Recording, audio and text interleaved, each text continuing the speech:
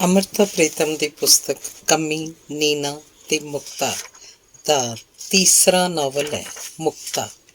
ਪਹਿਲਾ ਅੰਕ। ਚੁੱਪ ਦੀ ਲਕੀਰ ਉੱਤੇ ਪੈਰ ਰੱਖ ਕੇ ਅੱਜ ਫਿਰ ਮੁਕਤਾ ਵਾਸਤੇ ਦਲੀਪ ਰਾਏ ਦੇ ਘਰੋਂ ਸ਼ਾਦੀ ਦਾ ਪੈਗਾਮ ਆਇਆ। 3 ਮਹੀਨੇ ਪਹਿਲਾਂ ਵੀ ਆਇਆ। ਇਹ ਪੈਗਾਮ ਜਿਵੇਂ ਇੱਕ ਸਥੂਲ ਚੀਜ਼ ਹੋਵੇ ਤੇ ਰਾਤ ਦੇ ਹਨੇਰੇ 'ਚ ਪਤਾ ਨਹੀਂ ਇਹ ਚੀਜ਼ ਘਰ ਦੇ ਖੁੱਲ੍ਹੇ ਬੂਹੇ ਥਾਣੀ ਅੰਦਰ ਆਈ ਹੋਵੇ ਜਾਂ ਸਾਰਿਆਂ ਦੀ ਅੱਖ ਬਚਾ ਕੇ ਬਾਰੀ ਥਾਣੀ। ਪਰ ਉਸ ਰਾਤ ਮੁਕਤਾ ਨੂੰ ਜਾਪਿਆ ਜਿਵੇਂ ਉਹਦੀ ਮੰਜੀ ਦੀ ਬਾਹੀ ਨੂੰ ਫੜ ਕੇ ਉਹ ਹੌਲੀ ਜਿਹੀ ਮੰਜੀ 'ਤੇ ਉੱਤੇ ਆ ਗਈ ਹੋਵੇ ਅਤੇ ਮੁਕਤਾ ਦੀ ਬਾਂਹ ਨਾਲ ਲੱਗ ਕੇ ਉਹ ਸਾਰੀ ਰਾਤ ਮੰਜੀ ਉੱਤੇ ਸੁੱਤੀ ਰਹੀ ਹੋਵੇ। ਨੀਂਦਰ 'ਚ ਪਾਸਾ ਪਰਤਣ ਲੱਗਿਆ ਵੀ ਮੁਕਤਾ ਨੂੰ ਜਾਪਦਾ ਰਿਹਾ ਜਿਵੇਂ ਉਹ ਹੁਣੇ ਉਹਦੇ ਸੱਜੇ ਪਾਸੇ ਵੱਲ ਸੀ ਅਤੇ ਹੁਣੇ ਖੱਬੇ ਪਾਸੇ ਵੱਲ ਹੋ ਗਈ ਜਿੱਧਰ ਉਹਨੇ ਪਾਸਾ ਪਰਤਿਆ ਸੀ। ਬਹੁਤ ਗੂੜੀ, ਹਿਲਦੀ ਅਤੇ ਜਿਉਂਦੀ ਚੀਜ਼। ਉਸ ਸਵੇਰ ਮੁਕਤਾ ਰੋਜ਼ ਵਾਲੀ ਸਹਿਜ ਜਾਗ ਨਹੀਂ ਜਾਗੀ। ਅੱਖ ਖੁੱਲ੍ਹੀ ਤਾਂ ਉਹਦਾ ਆਪਣਾ ਹੱਥ ਪਾਸੇ ਵਾਲੀ ਥਾਂ ਨੂੰ ਟੋਹ ਰਿਹਾ ਸੀ ਅਤੇ ਫਿਰ ਉਹ ਤਰਬਕ ਕੇ ਮੰਜੀ ਉੱਤੋਂ ਉੱਠ ਕੇ ਵੀ ਖਾਲੀ ਮੰਜੀ ਨੂੰ ਵੇਖੀ ਜਾ ਰਹੀ ਸੀ ਜਿਵੇਂ ਉਹ ਚੀਜ਼ ਜੇ ਇਸ ਵੇਲੇ ਮੰਜੀ ਉੱਤੇ ਨਹੀਂ ਸੀ ਤਾਂ ਕਿੱਥੇ ਸੀ।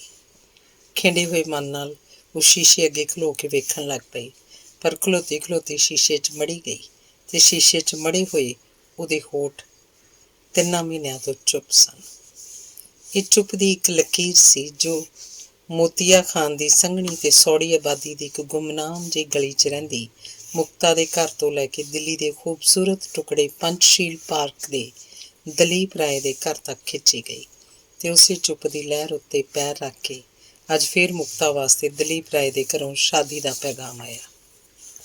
ਨੀਵੀਂ ਮੱਧ ਸ਼੍ਰੇਣੀ ਦੇ ਘਰਾਂ ਦੀ ਇੱਕ ਖਾਸ ਗੰਧ ਹੁੰਦੀ ਹੈ। ਮੰਜੀਆਂ ਹੇਠਾਂ ਤੂੜੇ ਹੋਏ ਟਰੰਕਾਂ ਅਤੇ ਟੀਨ ਦੇ ਡੱਬਿਆਂ ਵਾਂਗ ਹਰ ਵੇਲੇ ਘਰ 'ਚ ਲੁੱਕ ਕੇ ਬੈਠੀ ਹੋਈ ਵੀ ਅਤੇ ਕਿੱਲੀਆਂ ਉੱਤੇ ਲਟਕਦੇ ਅੱਧੋ ਰਾਣੇ ਕੱਪੜਿਆਂ ਦੇ ਰਾਮ ਕਿਸ਼ਨ ਜਾਂ ਹਨੂੰਮਾਨ ਦੇ ਕੈਲੰਡਰਾਂ ਵਾਂਗ ਘਰ ਦੀਆਂ ਕੰਧਾਂ ਨੂੰ ਮੱਲ ਕੇ ਨਿਸ਼ੰਗ ਖਲੋਤੀ ਹੋਈ ਵੀ। ਮੁਕਤਾ ਜਾਣਦੀ ਸੀ ਕਿ ਉਹਨੇ ਜਦੋਂ ਵੀ ਇਸ ਘਰ ਦੀ ਗੰਧ ਵਿੱਚੋਂ ਉੱਭਰਨਾ ਚਾਹਿਆ ਸੀ ਇਹ ਗੰਧ ਬਹੁਤ ਤਿੱਖੀ ਹੋ ਗਈ ਸੀ, ਗਾੜੀ ਇੰਨੀ ਕਿ ਮੁਕਤਾ ਨੂੰ ਇਹਦੇ ਵਿੱਚੋਂ ਨਿਕਲਣ ਦਾ ਕੋਈ ਰਾਹ ਨਹੀਂ ਸੀ ਦਿਸਿਆ। ਉਹਨੇ ਕਾਲਜ ਦੀ ਪੜ੍ਹਾਈ ਕੀਤੀ ਸੀ ਪਰ ਉਹਨੂੰ ਇਸ ਗੰਧ ਵਿੱਚੋਂ ਨਹੀਂ ਸੀ ਕੱਢ ਸਕੀ। ਉਹ ਸਿਰਫ ਵੇਲੇ ਨਾਲ ਜ਼ਰਾ ਆਪਣੇ ਤੋਂ ਸਰਕਦੀ ਉਹਦੇ ਮਾਂ-ਬਾਪ ਦੀ ਸੋਚ ਸੀ, ਇੱਕ ਮਜਬੂਰੀ ਜਿਹੀ ਕਿ ਪੜ੍ਹਾਈ ਦਾ ਇੱਕ ਅੱਧ ਟੁਕੜਾ ਹੁਣ ਉਹਨਾਂ ਦੀ ਸ਼੍ਰੇਣੀ ਵਾਲੇ ਲੋਕਾਂ ਵਿੱਚ ਵੀ ਕੁੜੀਆਂ ਦੇ ਦਾਜ ਦਾ ਹਿੱਸਾ ਹੋ ਗਿਆ। ਅਤੇ ਪਿਛਲੇ ਵਰ੍ਹੇ ਮੁਕਤਾ ਨੇ ਇੱਕੋ ਚੇਤਨ ਯਤਨ ਕੀਤਾ ਸੀ ਜਦੋਂ ਸ਼ਹਿਰ ਦੀ ਸਭ ਤੋਂ ਸੋਹਣੀ ਕੁੜੀ ਦੀ ਚੋਣ ਹੋਈ ਸੀ ਤਾਂ ਉਹਨੇ ਆਪਣਾ ਨਾਂ ਅਰਜ਼ੀ ਦੇ ਕਾਗਜ਼ ਉੱਤੇ ਲਿਖਿਆ ਸੀ। ਫਿਰ ਆਪਣੇ ਕੱਦ ਨੂੰ ਅਤੇ ਕਮਰ ਨੂੰ ਮਿਣਦੀ ਜਦੋਂ ਬਾਕੀ ਵੇਰਵੇ ਨੂੰ ਕਾਗਜ਼ ਉੱਤੇ ਭਰ ਰਹੀ ਸੀ। ਕੱਦ 5 ਫੁੱਟ 6 ਇੰਚ, ਕਮਰ 22 ਇੰਚ ਤਾਂ ਘਰ ਦੀ ਗੰਧ ਇੱਕ ਹਨੇਰੀ ਵਾਂਗ ਸਾਰੇ ਘਰ 'ਚ ਵਗਣ ਲੱਗ ਪਈ ਸੀ ਅਤੇ ਅਰਜ਼ੀ ਉੱਤੇ ਲਿਖਿਆ ਹੋਇਆ ਮੁਕਤਾ ਦਾ ਨਾਂ ਆਪਣੀਆਂ ਲਕੀਰਾਂ ਵਿੱਚ ਹੀ ਕੰਬ ਕੇ ਰਹਿ ਗਿਆ ਸੀ।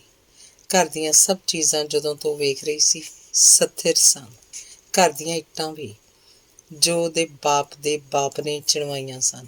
ਮਾਂ ਦੇ ਕਮਰੇ 'ਚ ਨਿੱਕੇ ਸ਼ੀਸ਼ਿਆਂ ਵਾਲਾ ਪਲੰਗ ਵੀ ਜੋ ਮਾਂ ਦੀ ਸੱਸ ਦੇ ਦਾਜ 'ਚ ਆਇਆ ਸੀ ਅਤੇ ਚੌਂਕੀ ਦੀ ਚਿੱਬੀ ਗਾਗਰ ਅਤੇ ਉਹ ਚੌਂਦੀ ਵਲਟੋਹੀ ਵੀ ਜਿਹਦੇ ਉੱਤੇ ਘਰ ਦੇ ਇੱਕ ਪੁਰਖੇ ਦਾ ਨਾਂ ਖੁੱਦਿਆ ਹੋਇਆ ਸੀ, ਚੰਦਾ ਸਿੰਘ। ਅਤੇ ਮੁਕਤਾ ਜਾਣਦੀ ਸੀ ਕਿ ਉਹਦੀ ਮਾਂ ਦਾ ਧੀ ਦੇ ਹੱਥ ਛੇਤੀ ਪੀਲੇ ਕਰਨ ਵਾਲਾ ਉਹ ਸੁਪਨਾ ਵੀ ਸਥਿਰ ਹੈ ਜੋ ਕਦੇ ਉਹਨੇ ਆਪਣੀ ਮਾਂ ਦੇ ਵਿਰਸੇ 'ਚੋਂ ਲਿਆ ਸੀ। ਸਿਰਫ ਚੀਜ਼ਾਂ ਨਹੀਂ, ਘਰ ਦੀ ਉਹ ਗਿਣਤੀ ਵੀ ਸਥਿਰ ਸੀ ਜੋ ਘਰ ਦੀ ਹਰ ਧੀ ਦੇ ਘਰੋਂ ਜਾਣ ਵੇਲੇ ਅਤੇ ਹਰ ਨੂੰਹ ਦੇ ਘਰ ਆਉਣ ਵੇਲੇ ਪੂਰੀ ਹੁੰਦੀ ਹੈ। ਦਾਜ ਦੇ 5 ਗਹਿਣੇ ਅਤੇ 11 ਸੂਟ, ਮੁੰਡੇ ਦੀ ਮੁੰਦਰੀ ਅਤੇ ਘੜੀ, ਕੁੜਮਣੀ ਦਾ ਰੇਸ਼ਮੀ ਸੂਟ ਅਤੇ ਸੋਨੇ ਦੀ ਮਾਲਾ, ਕੁੜਮ ਦਾ ਗਰਮ ਦੁਸ਼ਾਲਾ ਅਤੇ 51 ਰੁਪਈਏ, 21 ਰੁਪਈਏ ਵੱਡੇ ਭਰਾ ਦੇ, 11 ਛੋਟੇ ਦੇ। ਉਂਗਲਾਂ 'ਤੇ ਬਹਿ ਕੇ ਹਿਸਾਬ ਲਾਉਂਦੀ ਮਾਂ ਦੇ ਮੂੰਹੋਂ ਇਹ ਗਿਣਤੀ ਮੁਕਤਾ ਨੇ ਇੰਨੀ ਵਾਰੀ ਸੁਣੀ ਸੀ ਕਿ ਇਹ ਗਿਣਤੀ ਵੀ ਇੱਕ ਸਥਿਰ ਵਸਤੂ ਵਾਂਗ ਉਹਨੂੰ ਘਰ 'ਚ ਪਈ ਹੋਈ ਜੰਤਰੀ ਦਿਸਣ ਲੱਗ ਪਈ ਸੀ।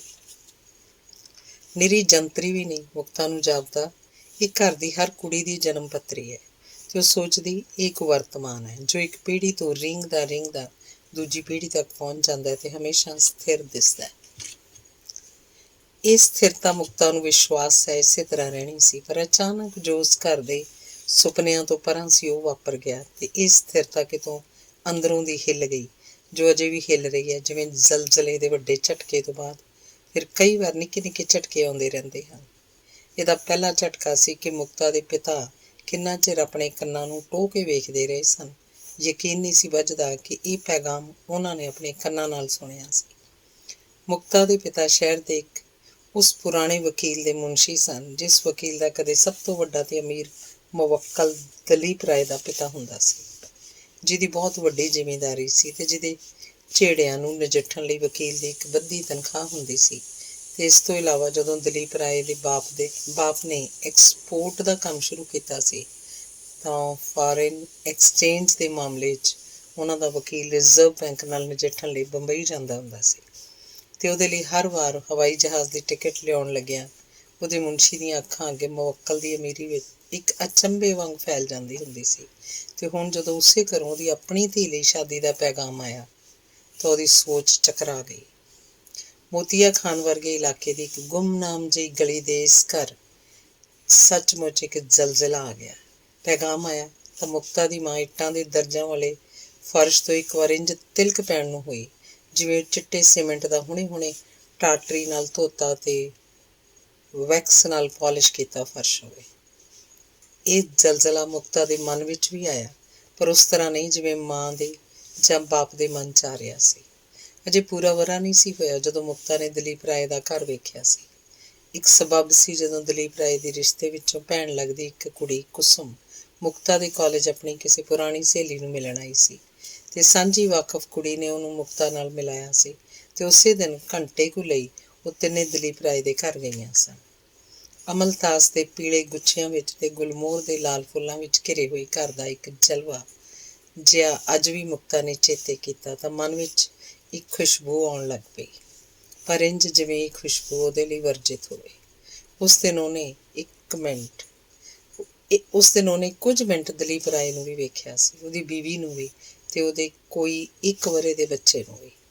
ਉਹ ਸਭ ਕੁਝ ਬਹੁਤ ਖੂਬਸੂਰਤ ਸੀ, ਪਰ ਜਦੋਂ ਦੂਰ ਸੀ ਤੇ ਬੇਗਾਨਾ ਸੀ, ਸਹਿਜ ਸੀ। ਹੁਣ ਜਦੋਂ ਉਹ ਸਭ ਕੁਝ ਸਰਕ ਕੇ ਉਹਦੇ ਕੋਲ ਆ ਰਿਹਾ ਸੀ, ਉਹਦੇ ਹੱਥਾਂ ਤੱਕ ਤੇ ਉਹਦੇ ਪਿੰਡੇ ਵਿੱਚੋਂ ਲੰਘ ਕੇ ਉਹਦੇ ਮਨ ਤੱਕ ਕੁਝ ਵੀ ਸਹਿਜ ਨਹੀਂ ਸੀ ਹੋ ਰਿਹਾ। ਉਹ ਜੋ ਪੂਰਨ ਸੀ, ਸਾਲਮ, ਉਹਦੇ ਵਿੱਚੋਂ ਮੌਤ ਨੇ ਇੱਕ ਟੁਕੜਾ ਤੋੜ ਲਿਆ ਸੀ। ਦਲੀਪ ਰਾਏ ਦੀ ਬੀਵੀ ਨੂੰ ਹੁਣ ਉਹੀ ਸਖਣੀ ਥਾਂ ਭਰਨੀ ਸੀ। ਮੁਕਤਾ ਨਾਲ ਸ਼ਾਦੀ ਦਾ ਇਹ ਪੈਗਾਮ ਮੁਕਤਾ ਨੂੰ ਲੱਗ ਰਿਹਾ ਸੀ ਜਿਵੇਂ ਇੱਕ ਖਾਲੀ ਥਾਂ ਦਾ ਪੈਗਾਮ ਹੋਵੇ, ਇੱਕ ਮਰਦ ਦੇ ਮਨ ਦਾ ਨਹੀਂ, ਸਿਰਫ ਘਰ ਵਿੱਚ ਖਾਲੀ ਹੋਈ ਇੱਕ ਥਾਂ ਦਾ। ਉਸ ਘਰ 'ਚੋਂ ਇੱਕ ਔਰਤ ਆਈ ਸੀ, ਦਲੀਪ ਰਾਏ ਦੀ ਮਾਂ ਨਹੀਂ, ਕੋਈ ਹੋਰ ਔਰਤ। ਕਹਿ ਰਹੀ ਸੀ ਉਹ ਤਾਂ ਵਿਆਹ ਦੀ ਗੱਲ ਨਹੀਂ ਸੀ ਸੁਣਦਾ, ਜਿਵੇਂ ਵੈਰਾਗ ਹੀ ਧਾਰ ਲਿਆ ਹੋਵੇ।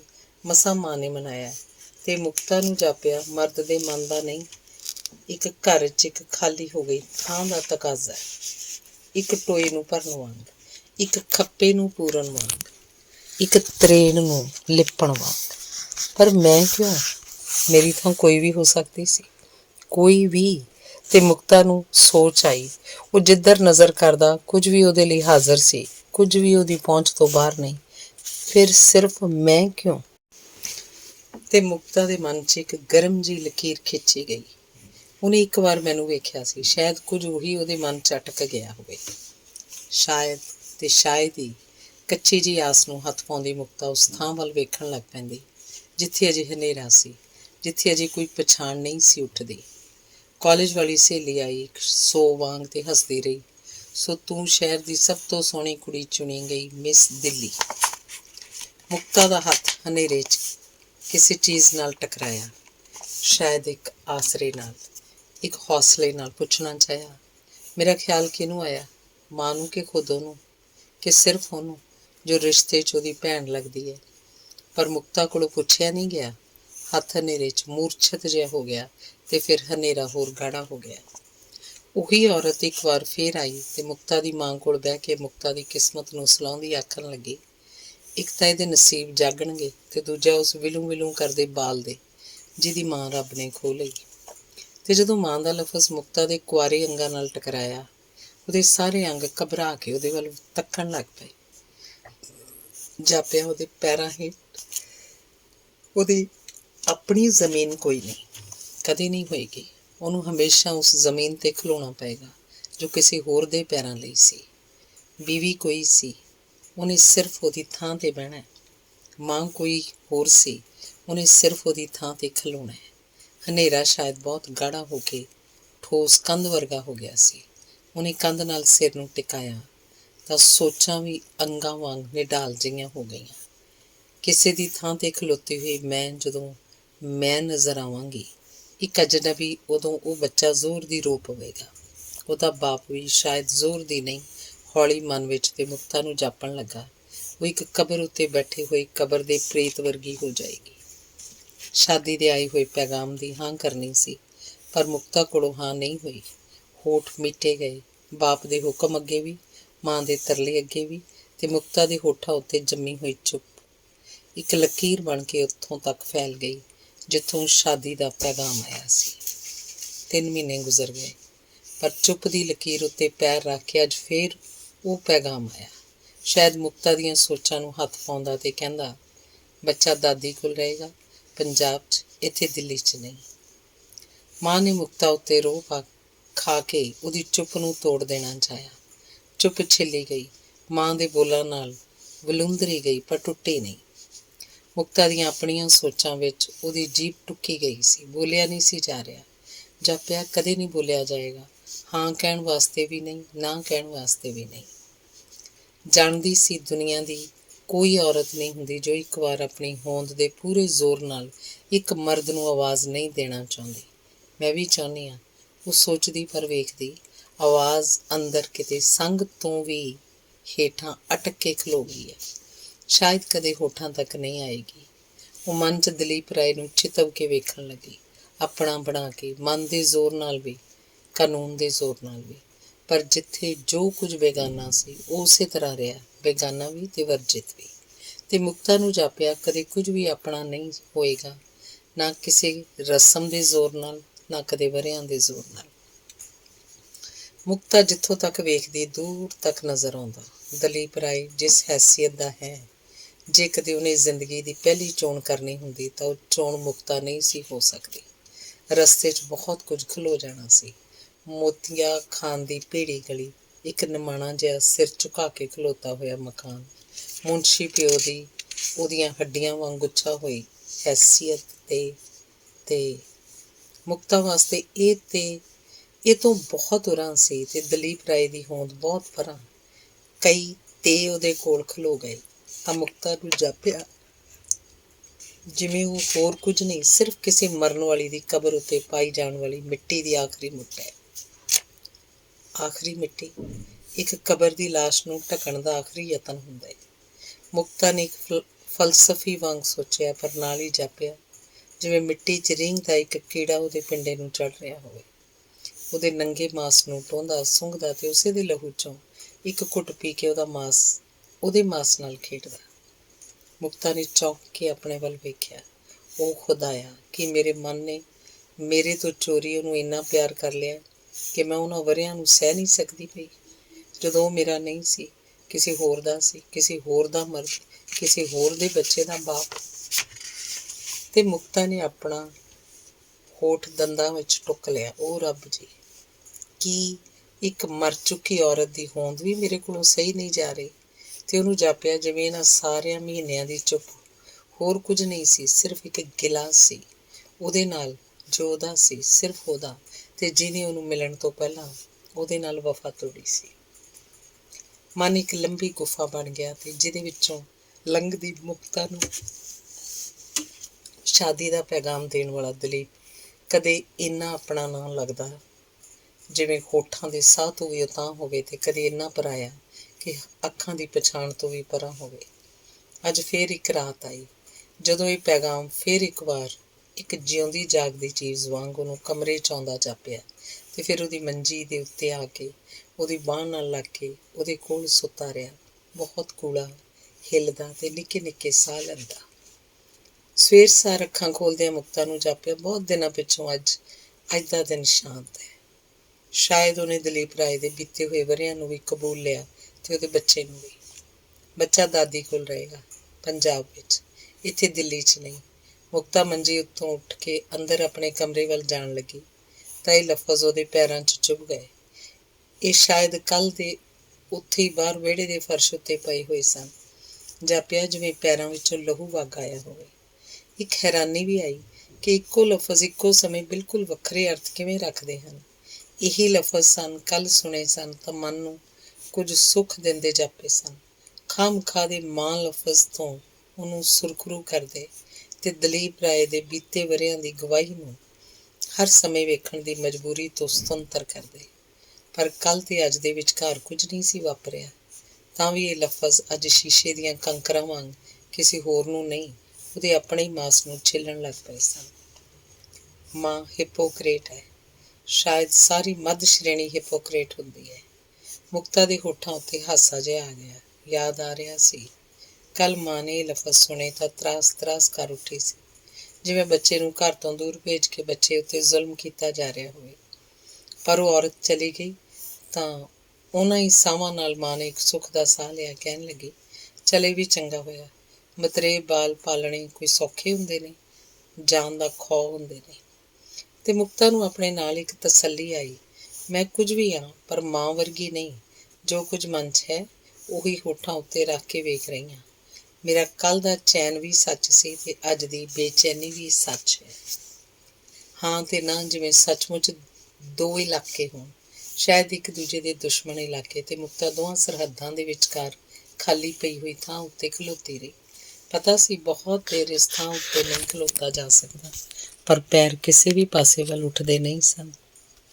ਇਹ ਹਾਂ ਜਾਂ ਨਾ ਕਹਿ ਸਕਣ ਵਾਲੀ ਸੁਤੰਤਰਤਾ ਦੀ ਮਜਬੂਰੀ ਸੀ ਤੇ ਇਸ ਥਾਂ ਤੇ ਖਲੋਤੀ ਮੁਕਤਾ ਨੂੰ ਇੱਕ ਵਾਰੀ ਮਾਂ ਨਾਲ ਰਸ਼ਕ ਆਇਆ, ਜਿਹਦੀਆਂ ਅੱਖਾਂ ਅੱਗੇ ਇੱਕ ਅਮੀਰੀ ਦੀ ਇੰਨੀ ਚਕਾਚੌਂਧ ਕਿ ਉਹ ਸੱਚ ਉਹੀ ਸੱਚ ਹੈ ਤੇ ਉਸ ਤੋਂ ਸਿਵਾ ਜੋ ਕੁਝ ਵੀ ਹਨੇਰੇ 'ਚ ਹੈ ਉਹ ਸੱਚ ਨਹੀਂ।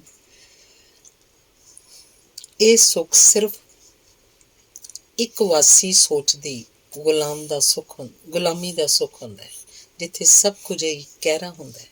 ਰਿਸ਼ਤੇ ਦਾ ਅਰਥ ਵੀ ਇਹ ਗਹਿਰਾ ਤੇ ਇਨਸਾਨ ਦੀ ਹੋਂਦ ਦਾ ਅਰਥ ਵੀ ਇਹ ਗਹਿਰਾ। ਤੇ ਇਹ ਸੋਚਦੀ ਮੁਕਤਾ ਨੂੰ ਜਾਪਿਆ, ਕੁਝ ਵੀ ਹੋਵੇ ਪਰ ਮਾਂ ਨਾਲ ਰਸ਼ਕ ਕਰਨ ਦਾ ਸੁੱਖ ਮੈਨੂੰ ਨਹੀਂ ਚਾਹੀਦਾ। ਮੇਰੀ ਪਛਾਣ ਮੇਰੀ ਪੀੜ ਵਿੱਚ ਹੈ। ਇਹ ਵੀ ਜਾਪਿਆ, ਕਿਸੇ ਨਾਲ ਕੋਈ ਰਿਸ਼ਤਾ ਜਦੋਂ ਬਾਹਰੀ ਚੀਜ਼ਾਂ ਦੇ ਆਸਰੇ ਖਲੋਂਦਾ ਹੈ, ਜਿਵੇਂ ਮਜ਼ਹਬ ਦੇ ਆਸਰੇ ਜਾਂ ਦੌਲਤ ਦੇ ਆਸਰੇ ਜਾਂ ਬਣੇ ਬਣਾਏ ਦੇ ਤੇ ਕਤਰੇ ਵਤਰੇ ਕਾਨੂੰਨ ਦੇ ਆਸਰੇ, ਉਹਨੂੰ ਕਦੇ ਮਨ ਦੀ ਪੀੜ ਦਾ ਵਾਰ ਨਹੀਂ ਮਿਲਦਾ। ਗੁਲਾਮੀ ਦਾ ਸੁੱਖ ਮਿਲਦਾ ਹੈ, ਪਰ ਸੁਤੰਤਰਤਾ ਦੀ ਪੀੜ ਨਹੀਂ ਮਿਲਦੀ। ਉਹ ਸਿਰਫ ਉਦੋਂ ਮਿਲਦੀ ਹੈ ਜਦੋਂ ਰਿਸ਼ਤਾ ਮਨ ਦਾ ਹੁੰਦਾ ਹੈ ਤੇ ਕਿਸੇ ਵੀ ਆਸਰੇ ਤੋਂ ਬਿਨਾਂ ਖਲੋਣਾ ਚਾਹੁੰਦਾ ਹੈ, ਸਿਰਫ ਆਪਣੀ ਹੋਂਦ ਉੱਤੇ। ਤੇ ਆਪਣੀ ਹੋਂਦ ਦੀ ਪੀੜ ਨੂੰ ਪਛਾਣਦੀ ਮੁਕਤਾ ਅਜੇ ਵੀ ਰਾਹ ਦੀ ਪਛਾਣ ਨਹੀਂ ਸੀ ਕਰ ਸਕਦੀ ਪਈ ਕਿ ਇੱਕ ਭਿਆਨਕ ਹਾਦਸਾ ਹੋ ਗਿਆ। ਦਲੀਪ ਰਾਏ ਦੇ ਬੱਚੇ ਦੀ ਇੱਕੋ ਦਿਨ ਵਿੱਚ ਡਿਪਥੀਰੀਆ ਨਾਲ ਮੌਤ ਹੋ ਗਈ। ਮੌਤ ਦੇ ਭਿਆਨਕ ਵਾਰ ਨੇ ਮੁਕਤਾ ਦੀ ਚੁੱਪ ਨੂੰ ਤੋੜ ਦਿੱਤਾ ਤੇ ਉਹਨੇ ਤੜਪ ਕੇ ਹਾਂ ਕਰ ਦਿੱਤੀ, ਜਿਵੇਂ ਇੱਕ ਹਾਰੇ ਹੋਏ ਇਲਾਕੇ ਨੂੰ ਹੁਣ ਉਹਦੀ ਬਹੁਤ ਲੋੜ ਹੋਵੇ। ਅੰਗ ਦੂਸਰਾ। ਸ਼ਾਦੀ ਦਾ ਪੈਗਾਮ ਕੁਝ ਸਿਰ ਝੁਕਾ ਕੇ ਸੋਗ ਦੇ ਦਿਨਾਂ ਵਿੱਚੋਂ ਲੰਘਦਾ ਰਿਹਾ। ਬਹੁਤ ਅੱਲੇ ਦਿਨ ਲੰਘ ਗਏ ਤਾਂ ਉਹਦੀ ਮੰਗੀ ਹੋਈ, ਰਸਮ ਹੋਵੇ, ਪਰ ਬਹੁਤ ਸਧਾਰਨ ਤਰ੍ਹਾਂ, ਕੋਈ ਚਹਿਲ ਪਹਿਲ ਨਹੀਂ। ਉਸੇ ਤਰ੍ਹਾਂ ਹੋਇਆ, ਸਿਰਫ ਮੁਕਤਾ ਦੀ ਮਾਂ ਨੇ ਕੁਝ ਸ਼ਗਨ ਜੋ ਅੰਦਰ ਬਹਿ ਕੇ ਕੀਤੇ ਜਾ ਸਕਦੇ ਸਨ ਉਹ ਹੌਲੀ ਜਿਹੀ ਕਰ ਲਏ। ਤੇ ਮੁਕਤਾ ਜਦੋਂ ਹਵਨ ਦੀ ਅੱਗ ਕੋਲੋਂ ਉੱਠ ਕੇ ਸਵੇਰ ਦੇ ਪਹਿਲੇ ਪਹਿਰ ਦਲੀਪ ਰਾਏ ਦੇ ਨਾਲ ਉਹਦੇ ਘਰ ਆਈ, ਕੁਝ ਥੋੜ੍ਹੇ ਜਿਹੇ ਸ਼ਗਨ ਜੋ ਅੰਦਰ ਬਹਿ ਕੇ ਕੀਤੇ ਜਾ ਸਕਦੇ ਸਨ ਦਲੀਪ ਦੀ ਮਾਂ ਨੇ ਕਰ ਲਏ। ਇੱਕ ਛੋਟਾ ਜਿਹਾ ਸ਼ਗਨ ਸੀ ਜੋ ਮੁਕਤਾ ਦੀ ਰਿਸ਼ਤੇ ਵਿੱਚੋਂ ਜਠੀ ਲੱਗਦੀ ਕੁੜੀ ਨੇ ਆਪਣੇ ਵਰੀਕੂ ਦੇ ਭਰਾ ਨੂੰ ਮੁਕਤਾ ਦੀ ਝੋਲੀ 'ਚ ਬਿਠਾ ਕੇ ਕੀਤਾ, ਜਿਹਦੇ ਨਾਲ ਦੋ ਤਿੰਨ ਔਰਤਾਂ ਉਸ ਰਵਾਇਤੀ ਗੀਤ ਨੂੰ ਗਾਉਣ ਲੱਗੀਆਂ ਜੋ ਅਜਿਹੇ ਵੇਲੇ ਨਵੀਂ ਵਿਆਹੀ ਲੜਕੀ ਦੇ ਵੰਸ਼ ਨੂੰ ਵਧਾਉਣ ਦੀ ਉਮੀਦ 'ਚ ਗਾਇਆ ਜਾਂਦਾ ਹੈ। ਮੁਕਤਾ ਦੇ ਮੱਥੇ ਦਾ ਪੱਲਾ ਜ਼ਰਾ ਕੁ ਨੀਵਾਂ ਸੀ, ਪਰ ਰਵਾਇਤੀ ਘੁੰਡ ਵਰਗਾ ਨਹੀਂ ਸੀ। ਉਹਨੇ ਸਿਰ ਝੁਕਾ ਕੇ ਝੋਲੀ 'ਚ ਪਏ ਬੱਚੇ ਨੂੰ ਵੇਖਿਆ ਤਾਂ ਅੱਖਾਂ ਇੱਕ ਖੌਫ 'ਚ ਫੈਲ ਗਈਆਂ ਜਾਪੀਆਂ। ਕਿਸੇ ਨੇ ਅਚਾਨਕ ਇੱਕ ਮੋਇਆ ਹੋਇਆ ਬੱਚਾ ਉਹਦੀ ਝੋਲੀ 'ਚ ਪਾ ਦਿੱਤਾ। ਝੋਲੀ ਦਾ ਬੱਚਾ ਬਿਟ ਬਿਟ ਤੱਕ ਰਿਹਾ ਸੀ, ਪਰ ਉਹ ਡੋਲ ਸੀ। ਨਵੇਂ ਹੱਥ ਦੀ ਛੋਹ ਨਾਲ ਵੀ ਨਹੀਂ ਸੀ ਉੱਪਰ ਆ ਰਿਹਾ। ਸ਼ਾਇਦ ਮੁਕਤਾ ਦੀਆਂ ਬਾਹਾਂ ਵਿੱਚ ਪਈਆਂ ਸੂਹੇ ਰੰਗ ਦੀਆਂ ਦੰਦ ਖੰਡ ਦੀਆਂ ਚੂੜੀਆਂ ਨੂੰ ਨਵੇਂ ਖਿਡੌਣੇ ਵਾਂਗ ਤੱਕ ਰਿਹਾ ਸੀ। ਦੋ ਤਿੰਨ ਔਰਤਾਂ ਉਹ ਗੀਤ ਗਾ ਰਹੀਆਂ ਸਨ, ਪਰ ਭਰੀ ਹੋਈ ਆਵਾਜ਼ ਨਾਲ। ਗੀਤ ਦੇ ਸਾਰੇ ਅੱਖਰ ਟੁੱਟੇ ਹੋਏ ਖੰਭਾਂ ਵਾਂਗ ਹਵਾ 'ਚ ਹਿੱਲਦੇ ਰਹੇ। ਦਲੀਪ ਰਾਏ ਦੀ ਮਾਂ ਇਸ ਸ਼ਗਨਾਂ ਦੇ ਵੇਲੇ ਕੁਝ ਸ਼ਗਨ ਨਹੀਂ ਸੀ ਕਰਨਾ ਚਾਹੁੰਦੀ, ਇਸ ਲਈ ਅੱਖਾਂ ਦਾ ਪਾਣੀ ਅੱਖਾਂ 'ਚ ਹੀ ਮੋੜ ਲਿਆ। ਪਰ ਇਸ ਵੇਲੇ ਪਿਛਲੇ ਦਿਨਾਂ 'ਚ ਹੋਈ ਬੱਚੇ ਦੀ ਮੌਤ ਫਿਰ ਜਿਵੇਂ ਸੱਜਰੀ ਹੋ ਕੇ ਸਭ ਦੀਆਂ ਅੱਖਾਂ ਅੱਗੇ ਆ ਗਈ। ਇੱਕ ਹਸਰਤ ਵੀ ਕਿ ਅੱਜ ਦੇ ਦਿਨ ਉਸੇ ਬੱਚੇ ਨੂੰ ਮੁਕਤਾ ਦੀ ਝੋਲੀ ਪਾਉਣਾ ਸੀ। ਮੁਕਤਾ ਨੇ ਬਾਕੀਆਂ ਵਾਂਗ ਉਸ ਬੱਚੇ ਦੀ ਮੌਤ ਨਹੀਂ ਸੀ ਵੇਖੀ, ਪਰ ਇਸ ਵੇਲੇ ਸਭ ਤੋਂ ਵੱਧ ਉਸੇ ਨੂੰ ਜਾਪਿਆ ਜਿਵੇਂ ਉਹੀ ਮੋਇਆ ਹੋਇਆ ਬੱਚਾ ਇਸ ਵੇਲੇ ਉਹਦੀ ਝੋਲੀ 'ਚ ਹੋਵੇ, ਤੇ ਜਾਪਿਆ ਇੱਕ ਲਾਸ਼ ਹੈ ਜੋ ਸ਼ਾਇਦ ਹਮੇਸ਼ਾ ਉਹਦੀ ਝੋਲੀ 'ਚ ਪਈ ਰਹੇਗੀ। ਪੂਰੀ ਰਾਤ ਦੀ ਥਕਾਵਟ ਸੀ। ਉਹ ਨੀਂਦਰਾ ਵੀ। ਦਲੀਪ ਰਾਏ ਚਾਹ ਦਾ ਇੱਕ ਪਿਆਲਾ ਪੀ ਕੇ ਆਪਣੇ ਕਮਰੇ 'ਚ ਚਲੇ ਗਏ ਸਨ, ਤੇ ਵੱਡੇ ਕਮਰੇ 'ਚ ਸਿਰਫ ਮੁਕਤਾ ਸੀ ਜਾਂ ਵਿਆਹ ਦੇ ਇਸ ਦਿਨ 'ਤੇ ਮਹਿਮਾਨ ਆਈਆਂ ਕੁਝ ਰਿਸ਼ਤੇਦਾਰ ਔਰਤਾਂ। ਮੁਕਤਾ ਦੇ ਕੁਝ ਸ਼ਗਨ ਕਰਦਿਆਂ ਜਦੋਂ ਉਹਦੀ ਝੋਲੀ 'ਚ ਪਏ ਬੱਚੇ ਨੂੰ ਚੁੱਕ ਲਿਆ ਤਾਂ ਮੁਕਤਾ ਨੇ ਥੱਕੀਆਂ ਅੱਖਾਂ ਨਾਲ ਇੱਕ ਵਾਰ ਕੁਸਮ ਵੱਲ ਵੇਖਿਆ। ਸਿਰਫ ਕੁਸਮ ਸੀ ਜਿਹਨੂੰ ਮੁਕਤਾ ਇਸ ਘਰ 'ਚ ਕੁਝ ਪਛਾਣਦੀ ਸੀ। ਉਸੇ ਨੇ ਅੱਜ ਨਵੇਂ ਰਿਸ਼ਤੇ ਦੀ ਸਭ ਤੋਂ ਪਹਿਲੀ ਆਵਾਜ਼ ਨਾਲ ਮੁਕਤਾ ਨੂੰ ਬੁਲਾਇਆ ਸੀ, ਭਾਬੀ ਆ ਕੇ।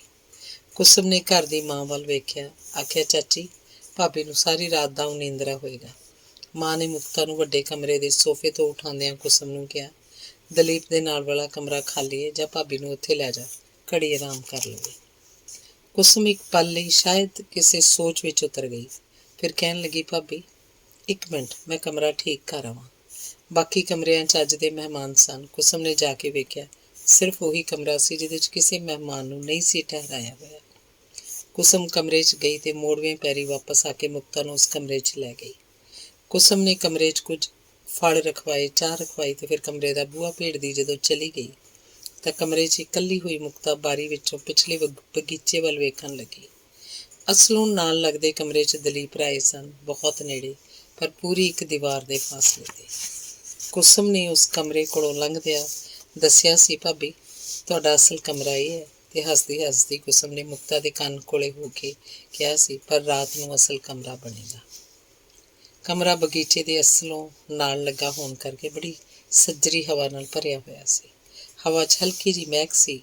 ਮੁਕਤਾ ਨੇ ਨਾਲ ਦੇ ਕਮਰੇ 'ਚ ਸੁੱਤੇ ਦਲੀਪ ਰਾਏ ਦੇ ਅਹਿਸਾਸ ਨੂੰ ਸਾਹਾਂ ਵਿੱਚ ਮਹਿਸੂਸ ਕਰਨਾ ਚਾਹਿਆ, ਪਰ ਜਾਪਿਆ ਉਹ ਅਹਿਸਾਸ ਅਜੇ ਵੀ ਅਜਨਬੀ ਹੈ, ਸਾਹਾਂ ਵਿੱਚ ਮਹਿਸੂਸ ਨਹੀਂ ਹੋ ਰਿਹਾ, ਸ਼ਾਇਦ ਬਗੀਚੇ ਦੀ ਹਵਾ ਤੋਂ ਵੀ ਵੱਧ ਅਜਨਬੀ।